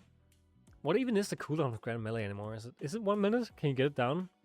I'm guessing that the Helena's run with the blessing that reduces like major cooldowns or something. Yeah. Because their Grand Melee is our like Omega Reprival, right? I would think. Or is it a utility? I don't know. I don't even know. Stormwatch? Apart from the last boss in Stormwatch, if you're pugging Stormwatch... Stormwatch is fine. Yeah. If you're pugging, if your pugs don't understand the kick order, it can very quickly turn into ass. And if the person with the soak on last boss just fucking runs away with it, it's problematic. But when you're full teammate, pre-made, I feel like Stormwatch is the new routing as well. I mean, it's such a good dungeon now. Except for all the rats and wolves. They really leaned into rats and wolves this season.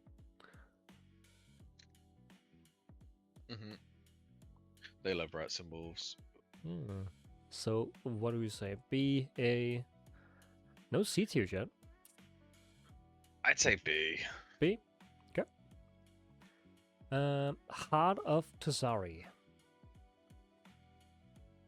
I like Tazari. I'd put that in A. Okay. That's a really good one. Yep. I don't even think there's a boss. I mean, first boss is what it is. I don't feel like there's a bad boss in Tazari. I really like that one. Honestly, now that I think about it, I put Silken like a C because we don't have Grand Melee. Okay. Oh yeah, for us, yeah. Yeah. Okay. Sure, that's a fine collection. Markets is fine. Yeah, they've really made it a lot more playable. B? It's a B. There's nothing great about it. It's a B. You need Grand Melee to really abuse the packs. Yeah. You can do some good pulls. Yeah. Last boss, only the only thing that's really scary is Gravetide Perfection. Perfection? S. S. Okay. I love Gravetide. It's so good. No explanation. Bull. Chef's kiss. I love Bull. Yeah. The ball. When it was really slow, I hated it. Yeah. Oh yeah, the first few days. I think you don't have the new dungeons on here. No, I'm missing Peak Vault and Peak Runes and Scryer. Do I have the? I think I have the ball.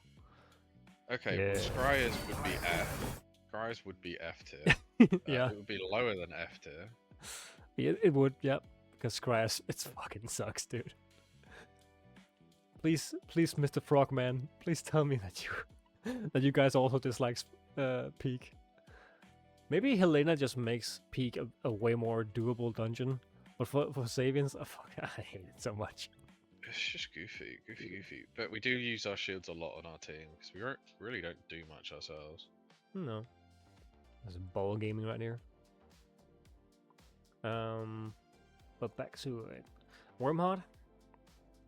Wormheart. I like Wormheart. I think the new route makes it really streamlined. I put it A. A?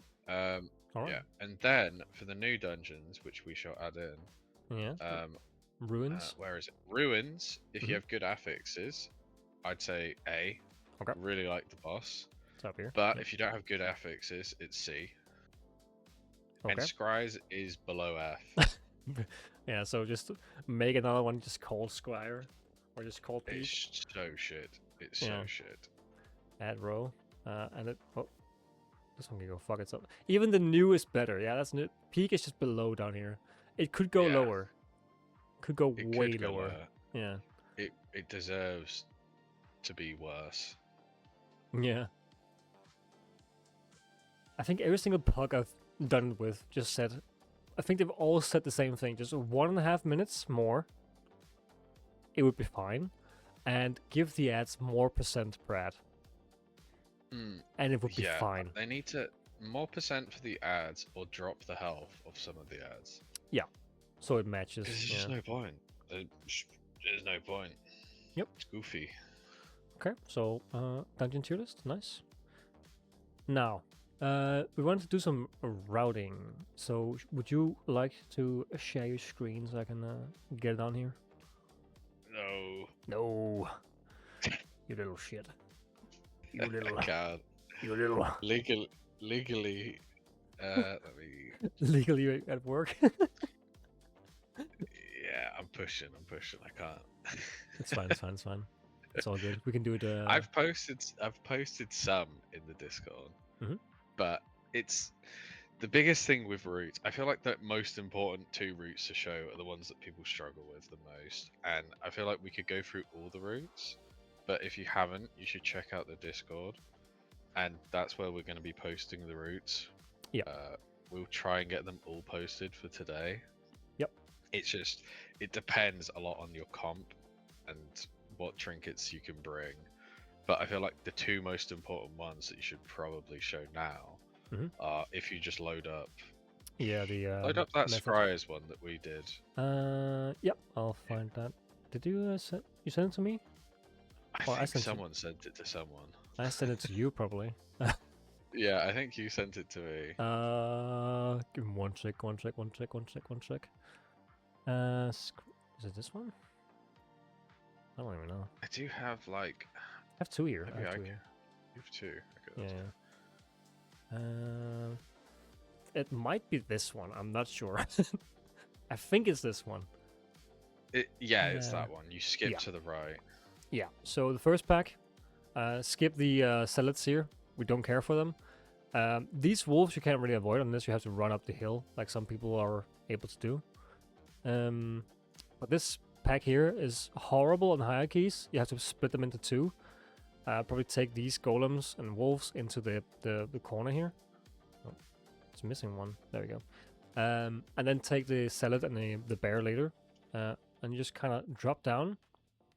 You can either take this here, this second pull, with a chicken on a disciple, or just, raw dog the disciple, I feel like. Or you can skip these here and shadow them, or invis, and then take the bear and the side over here if you have like mastery spell. Yeah. Take way less at the beginning, yeah. Then you take these 3 together, and I think this pull is probably the one that most Xavians gonna struggle with, just because we're gonna be very constrained on how much space we have in our Halo. Because all of these ads just pull puddles in your Halo. You really have to min-max the space in there, I feel like. Yeah, I'll send you this is the ruins one I do, and this is the one I've cleared on 38, and I think it's a good one. Okay. It does need explaining though, because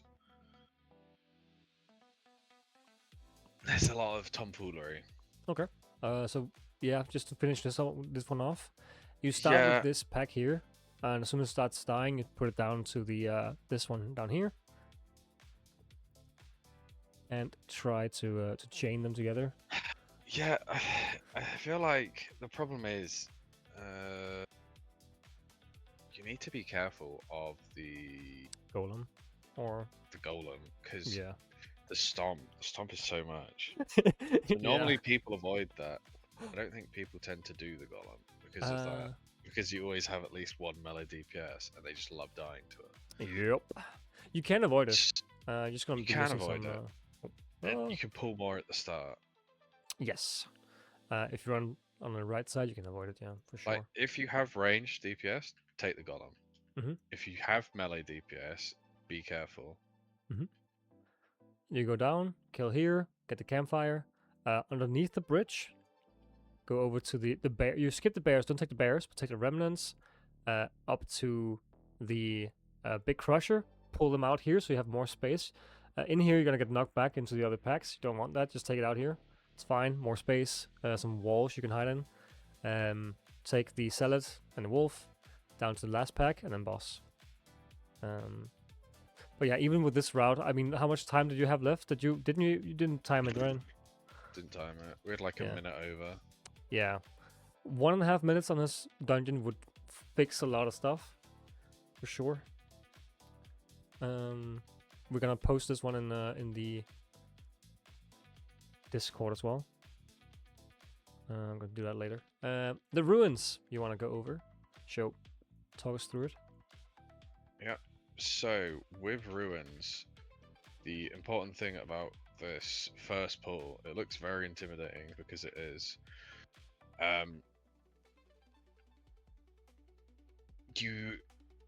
You play the disciple like you play Old Century, where you would use that to hurt enemies.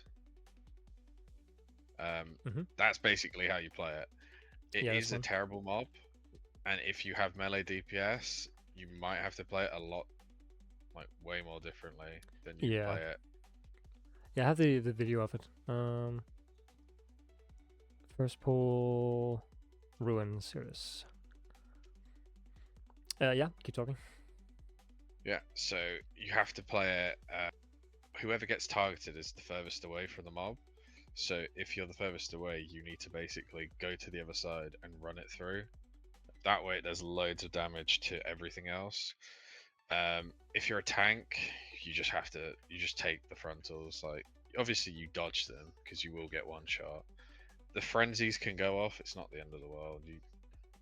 It's literally just things do more damage, but that's like everything in this game, so it's not really the end of the world. You'll be fine. Everything else, very optional. It's just run. Zealots don't tend to hurt that much. So, even with the frenzy? Yeah. So it's mostly just get the bloods you need in the pools, and then keep going. If you want to take the big blood, you can after and chain with it. It's not, needed per se. It's just to make the run more fluid. Yeah.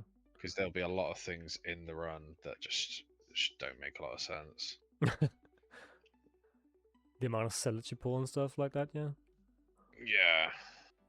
But yeah, I mean, you have to be very careful, especially with the chain pulling you do in a second. Like, you have to be able to handle it before you pull it, of course. Yeah. This might look very crazy to somebody who is just starting Xavian and feel like they fall over if they even step out of their Halo. You moving so much in and out might seem very scary. So how do you go about, like, what do you prepare before you leave your Halo? Do you just do it, or do you have something in mind?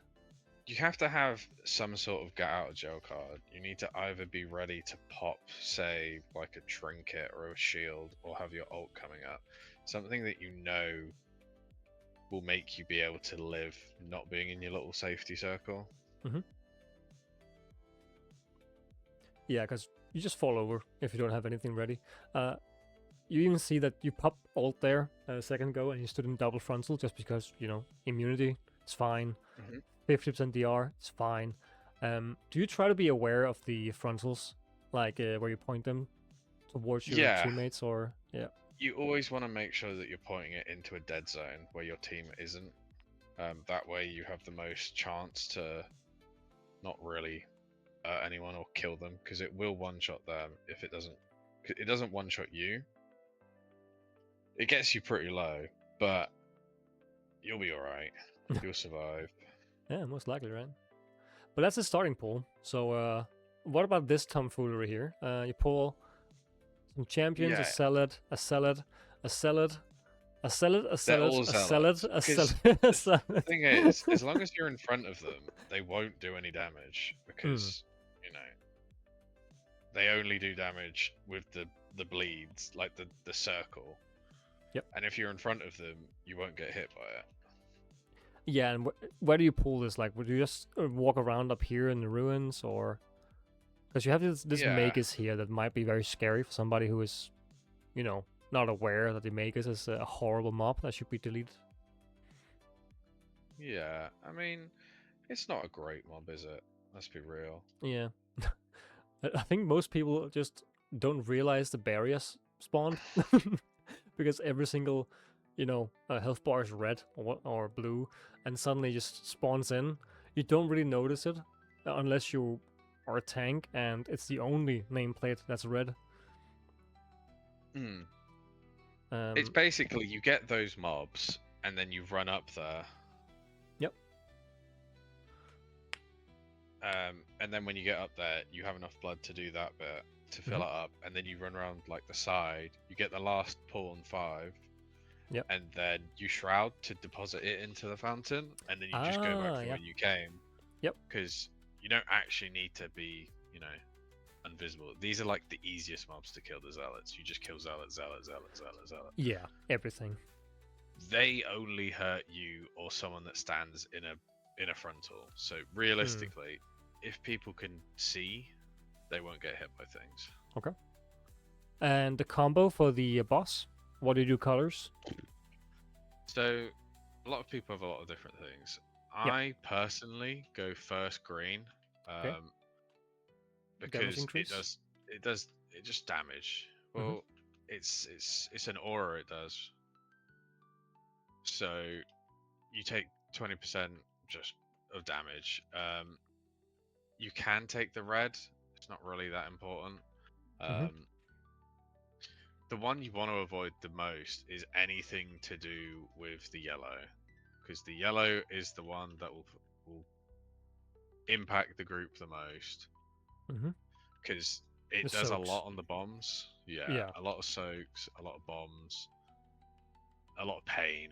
A lot of pain and suffering is basically what I'd say. Yeah. So I normally go green, purple, red, because the bleed really doesn't do that much. Yeah. And as long as you don't take the purple last, you're fine, because the purple is just a tank mechanic. You put down a marker on the ground so people can see where like the safe zone is, and then you just aim away from that safe zone. Kinda, right? Yeah, pretty much. Yeah. Because doing 3 purples, I did it one time, and I'm never doing that again. 3 barrages that change like direction is fucking insane. There's no way to avoid them all unless you're very aware of the tank's movement. And as a tank, you just like GG. Yeah, you did. Good night. Exactly. Okay. So green damage, purple for damage on orbs. That's one from the tank buster, and then red for double charge and bleed. Yeah. Yep. I feel like the double charge and bleed really is not that bad. I mean, you can't. Some people do start and go red into purple into orange and just completely avoid green. Because if you don't do green first, you don't really want to do it, because the damage that scales up from it is just so big that it's just a massive impact to your group. Yeah, to say the least. Okay, well, that's a nice route. Make sure to post it in the Discord as well later. The only other thing that we could go over is hero comps. You have time, or? Yeah, of course. Nice. So, I made a prediction. I'm gonna show that last. Okay. But now is your time to make your teammate tier list here. Is this what I ideally would have on my team? Yeah, what is the best teammates to have on your team? I feel like DPS wise, it really doesn't matter. Okay. You don't want a double stack. Like, you never want the same class twice. You can, it's just not really beneficial, because everyone brings their unique part of it. Yeah. So if you have someone that is doing the same thing twice, not really that useful. So anything, any DPS is fine. Mara's been buffed recently. She's really good. Tarek's just cool. Valerian's cool. Kushdy does things. He does, yeah. I'd say probably my least favorite DPS to have is a Kushdy, because they're like demon hunters from WoW. Yeah. And they just love killing themselves in game. I mean, yeah. To be fair, yeah. And they lose all their really stacks, they get why. mad, and yeah, they just love doing it. It's like, there's not really any reason why. Yeah. They just Shiny. happen to, they see shiny thing and they go, perhaps I shall take my own life. Yeah. Okay, so healer-wise, maybe a best. Healer wise, yeah. Yeah. I know you're not a So fan of Sylvie. I feel like with Sylvie, it's very difficult to say because you'll have some Sylvies that are really good. On the flip side, you'll have some Sylvies where they just don't really know how to do it. They don't put their blue flower or butterfly on you, and you're there just fighting for your life. Yeah. Um, So maybe we take the player aspect out of it. So maybe just think of pure hero utility. Because I have a thing with Rhyme, for example. I don't like that Rhyme's CC is a knockback. I fucking hate that. When we're doing turtle playing in our little shell, suddenly having every single mob blasted away from us, sometimes maybe mobs that don't move on their own, like desecrators, if they're on the other side of the halo and you just put it down, you're kind of constrained to either put all the ads at the edge of your halo, limiting like your kite ability, or you have to use your CC to get them back, and then you don't have it for other things. So personally, I wouldn't like Rhyme, for example. So pure character, what they bring. I would. I like I like the vigor shields, but I feel like it's a bit lackluster sometimes. Aona's I think the best healer Yeah. for us is Aona, Okay. then Vigor, then Sylvie. So something like this.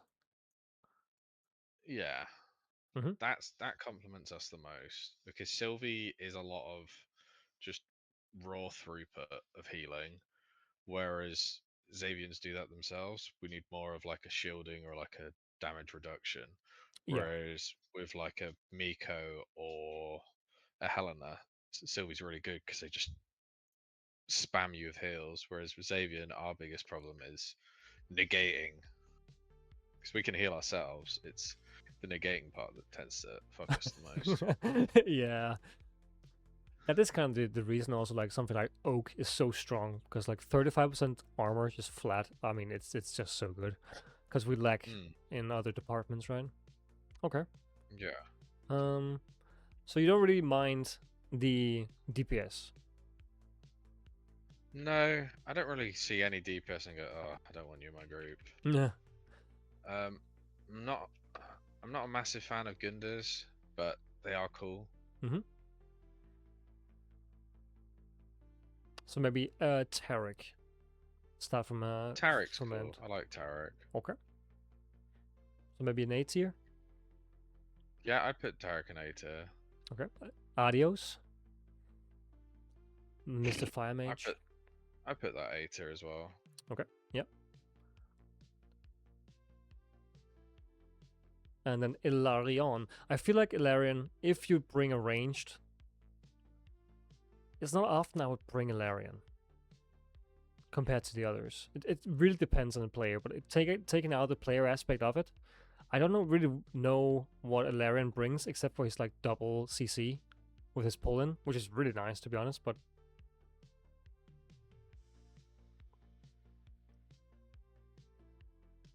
if you bring like a ranged DPS, I kind of like with the new Orion buffs. Might also because she has like the instacast build. I feel like Alarians often like fall over or die to something because they're casting their barrage and they're fucking slow. Yeah, but with Alarin, you can jump to cancel a cast. Hmm. So if they're dying because they can't move, then that's really on them. Because Yeah. Alarin can cancel all casts with jumping. Mm-hmm. Um, I think Alarin is really good because they've got the double grab and the double pull. It really helps out, especially with Xavian, because we don't have as much Yep. like mobility for moving mobs, whereas like a Helena or a Miko have their grab melee and their weird sucky ball thing for Miko.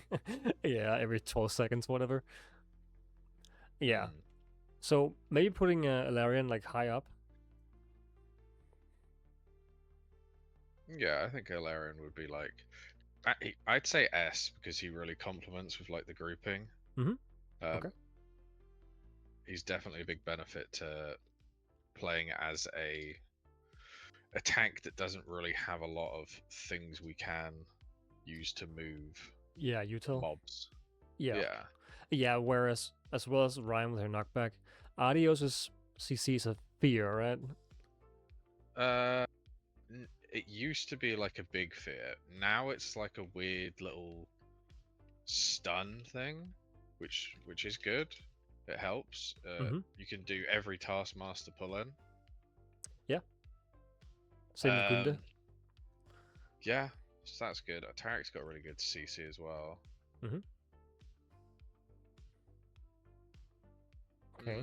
Mara, I don't think is great. I feel like she's probably the biggest lackluster in our comp. Yeah, because we're kind of constrained to. We kind of have to pull the pack into her puddles, right?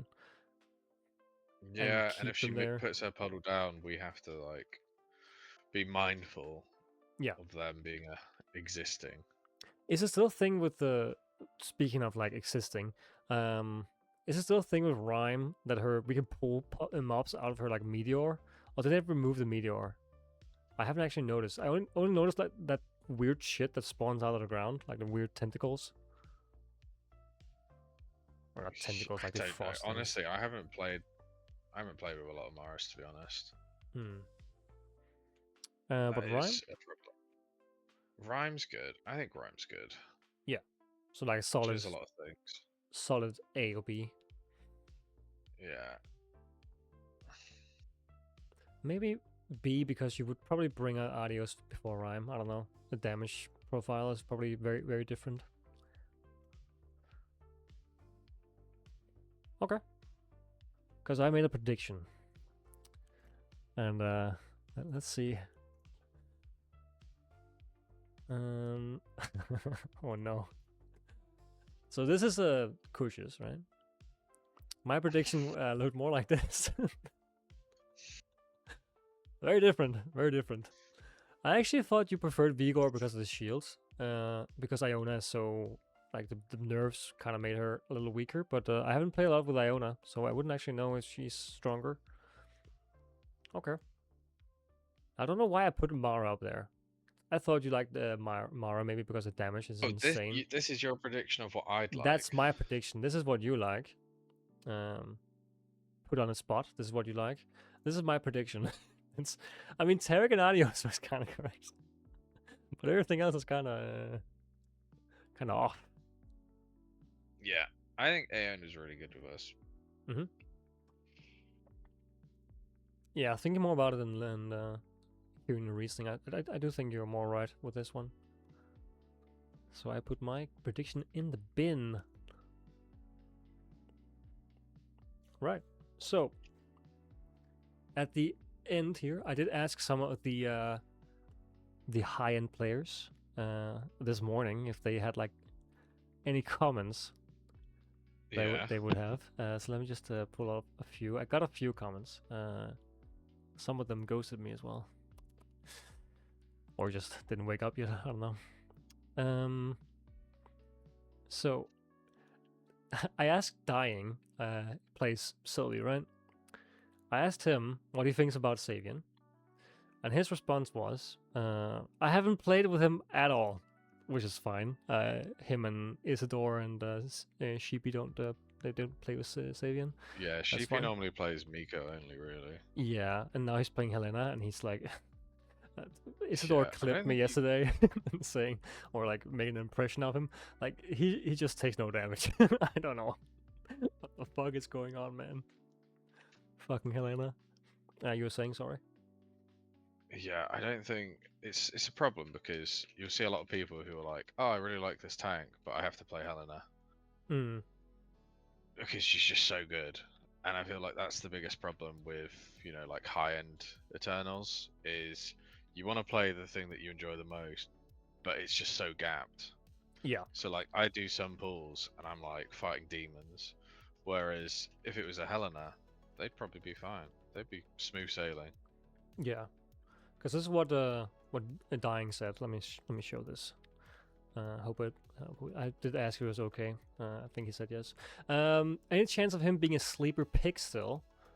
Which is, we can talk about that. But regardless, I'm not surprised with what changes they made to Helena. One of the big reasons he worked in Season 2, Xavian worked, was he could heal the party for some heal checks Iona couldn't get through, and honestly, after what happened in Season 2, they both deserve to be in the ground at least for one season. And I think that's kind of based. When you have a hero that is completely dominant in Season 2, as he fucking spawns out of the ground, and Iona just making the entire player base just like, not care about mechanics, I think it's pretty okay. Problem. It's still a big problem. Some people don't know what the bosses do, even though they played Season 1 and 2, just because they could forget about it in casual play, right? So I think dying was kind of right here. Yeah. Let me see. Also got a message from Spry, so thank you, Spry. I won't take the entire message. I can do that. No, that's fine. Hope you're not shy, Spry. He's got a bowl cut, it's fine. Does he? Yeah. I wouldn't know. Here, this is Spry. I just cut out some of the message. Character gameplay-wise seems fine-ish to me. I do kind of wish his circle's bigger, and that's something I also, like, final comments I have about it. But his damage seems nice. Yeah, it's good if you build into it. Aura getting fixed seems like a nice change. I don't know what it does for his damage intake, but I think his dam is probably the best of all the tanks. And pulling up the logs, we can probably confirm that still. So, hello logs. Hello logs. Let's see here. Rankings. Let's just put it up here so you guys can see. So, rankings. Let's go for damage. When we sort for... Oh, you guys can still see this, right? Yeah. When we sort for tanks. Oh no, you've been overtaken. Kush, you gotta get back into it. There was a long while where Kush was number 1. I think you even posted in the Helena channel. Is that for damage or points? This is for damage. Yeah. No chance. There was a chance. There was a time where you were number 1 on damage, but I think that time is over. But seeing a Xavian up here when we're like 10, 20 levels behind, this is kind of wild. So good job there. And the last one I got, let me just find it again.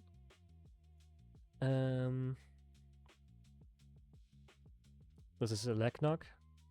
So thank you, Legnock.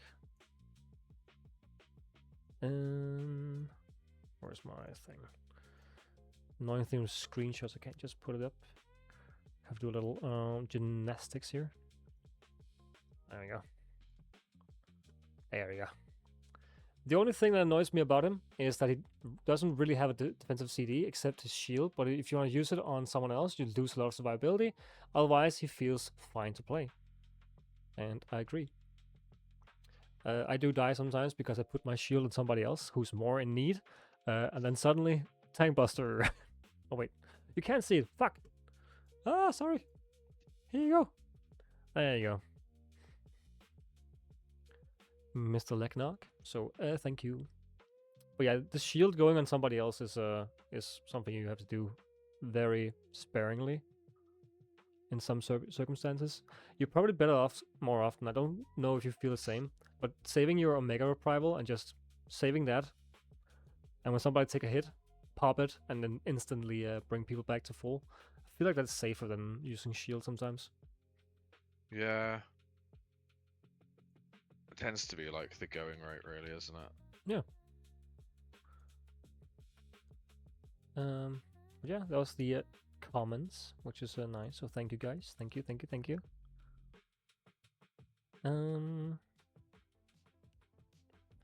I think that's all I had at least so far. Well, I think an important thing to change for Xavian is the fact that if we have something, say, our grip in, it should also silence, at least for like 5 seconds after the grip, because we'll grip in something and then they'll just go do whatever they want to do. Whereas, or they need to drop the cooldown on it, because it being like, what is it, a minute? If you get cooldown reduction, it goes to 50. It's still a lot of time. And yeah. That's like our only real thing. Yeah, so maybe shorter cooldown, silence for a little while. Yeah. That seems fair. Yeah. Or an even better one, which is amazing, is oh my god. But you die.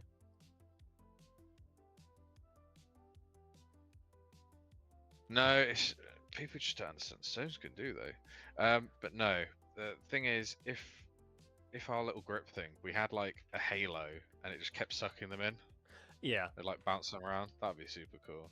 I that'd don't be think it would fucking work, cool. but it would be really cool. Yeah. You could just walk around like sucking them in like a super scoop. Yeah. Um, Maybe on like a little cooldown, but yeah, or another thing is maybe if our halo's not as big, but it follows us around, I'd put 3 talent points into that. Sure. yeah. I think my comment also was that the major change I think would be nice for the playstyle would either be a talent that does that, like if Zenith's technique did that instead, made the zone smaller but made it follow you around, would be fucking cool, right? Yeah. Or a big talent point into that either, and give it more DR as well. I think what would be really cool to also play around keeping up your Halo would be if you replaced Vanguard, maybe made Vanguard like a 2-point spender, nerf it like a tiny bit, but make sure it's still like viable, and then make a new 3-point talent system, like a new 3-point talent, where if you extend your Halo above its like natural thing, so if it's on for 20 seconds, if you go beyond that 20 seconds, which you almost always do, you have it up like a minute sometimes. If you go beyond that, it grows in size and gives you more DR. I think that would be fucking cool, because that would really give you something more for keeping up your Halo. And maybe also make it a little easier to kite certain groups, because suddenly you have a fucking giant Halo. Yeah. To a certain point, like 50% larger. That'd probably be pretty cool. I think Also, that would work. yeah.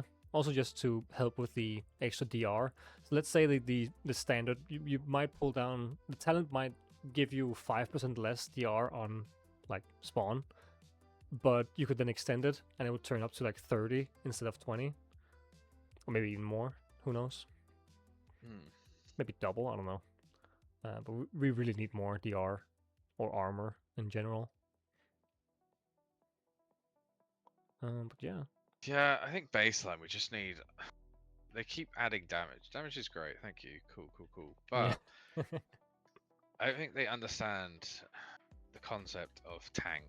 And tank in my eyes, and it has always been since playing WoW for like 20 plus years, is you're taking all the damage so everyone else can do damage. We've moved so far away from tanks being tanky that it's now a case of, oh, we need to do X amount of damage so that we do all this and all that. It's like, just make it tankier. Damage will happen from being alive. If we go back to being tanky, that's great. We just need to be tankier so then we can do more damage. We don't need buffs on damage. We need buffs on tankiness. We can build damage. We don't have a problem with building it. We just have to do so many other things. Yeah. To actually be in a state where we're a benefit to the team. Yeah, or allow us to make sure our DPS can do more damage, like a classic prot warrior, just sunder armor. Make sure everybody else does more damage while we take big hits, right? Even though like classic prot warriors also do a shit ton of fucking damage, but yeah, I think you're right. That is the role is being a tank, and as Danielle is saying, tanks in this game are so squishy. Unless you're Helena.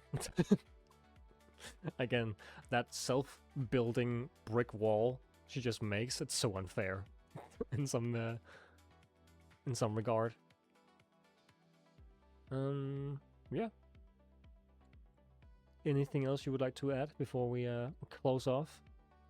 No, I think that's pretty good. Yeah. I think that's a lot. And then it's a lot, yeah. We are always going through these changes to the builds, so that's something that will be,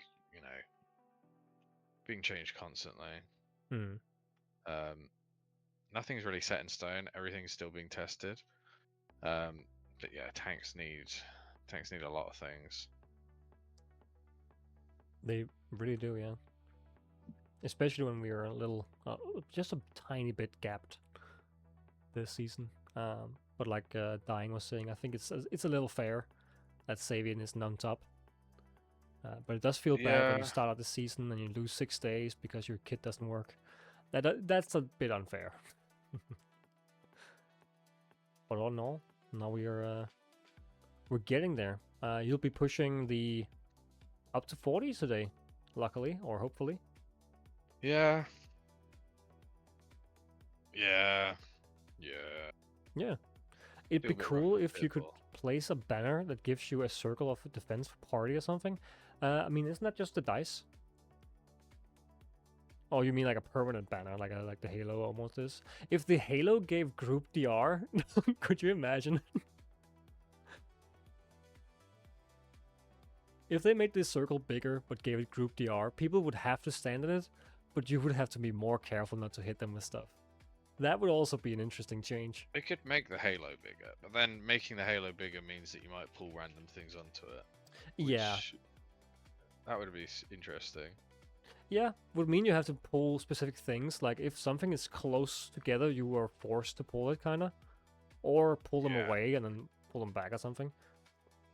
But there certainly is things they could do with Halo. I think the biggest thing to take away is you'll see a lot of people making builds for all kinds of things, and you need to take it with a pinch of salt. Yeah. Don't follow anything like it's the gospel truth. Because most of the time, if you go on like a method guide or something, these people have been playing it when it was the flavor of the month. Unless it's been someone that's been playing it, since the start and have numbers and all the data to back it up, sure, that's fair. But if it's just someone that picked up when it was, super OP, plays something completely different, gives opinions on it now and again, yeah, take it as an opinion. Don't take it as anything more than that. Mm-hmm. And yeah, that goes well for everything, pretty much, right? Yeah. And enjoy it. Xavian isn't great, but it's a lot more fun than the other tanks. Bit more engaging. And people don't really care. People don't care as long as you can tank. Like, yeah, you can't do grand melee, but you can do other things. Mm-hmm. I've not had a stable group in Eternal. I've just been pugging, and I've not really had problems with getting into groups. So it's never going to be a case of you'll be racially abused for playing Xavian. You'll be fine. Yeah. Which was the case with Season 2, right? If people wanted to push and they saw Mako or Helena, they just went next, right? Yeah, or if you saw an Alaria and you just wouldn't take it. And then they got super buffed, and then Frog was like, oh yeah. Oh yeah. Quack or something, I don't know. Yeah, so I think that's a good point. Rip it. Yeah, that's one. Sorry, let me duck sound instead. Yeah, for sure. So yeah, I think that's the best takeaway there is have fun with it. Like I'm doing a silly fucking crit build. It's only working because I am completely leaning into it, and making my routes around it. Like it is not supposed to work, but it kind of is, because I believe. So just like last season, I think War Chicken pushed every single like 40 build or like every single Xavian build into 40s. So like with enough time and a little preparation, you can make anything work. Probably not Ruby build. Maybe Ruby build, like full reds. Yeah. Maybe. Like a stamina build to have more health overall. Maybe that could work too. Who knows?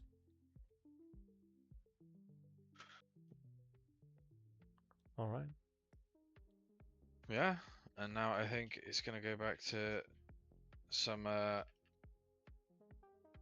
Xav gameplay in your push to get back on the front page, isn't it? Yes, I need to get my spot back. So, yeah. Well, thank you all for joining. Thank you, Kush, for sticking around for 3 hours talking about numbers. That's all right. Yeah, very enjoyable. I enjoy our conversations. Yeah, I mean, we're always around if people have questions, and there's a Discord in your bio that people can join. Yep. For roots and all that fun stuff. Yes. Yeah. So I will. I'll see you guys later. And when I stream again, I'll take a little break, but I'll come back later, and you'll be pushing. So if people are pushing in here, maybe you find Kush in the queue, going for the 40s. So I hope you all had a good time. Any final comment? Final comment? I think green build is not great. And if you are told by other people to go green build, that's up to you. But also you need to remember that the wrist legendary is the best one. If you play ring, you need to think about your choices in life. This guy, what the fuck? But yeah. Okay, cool. Thank you guys. Thank you, Kush. See you around. All right. See ya.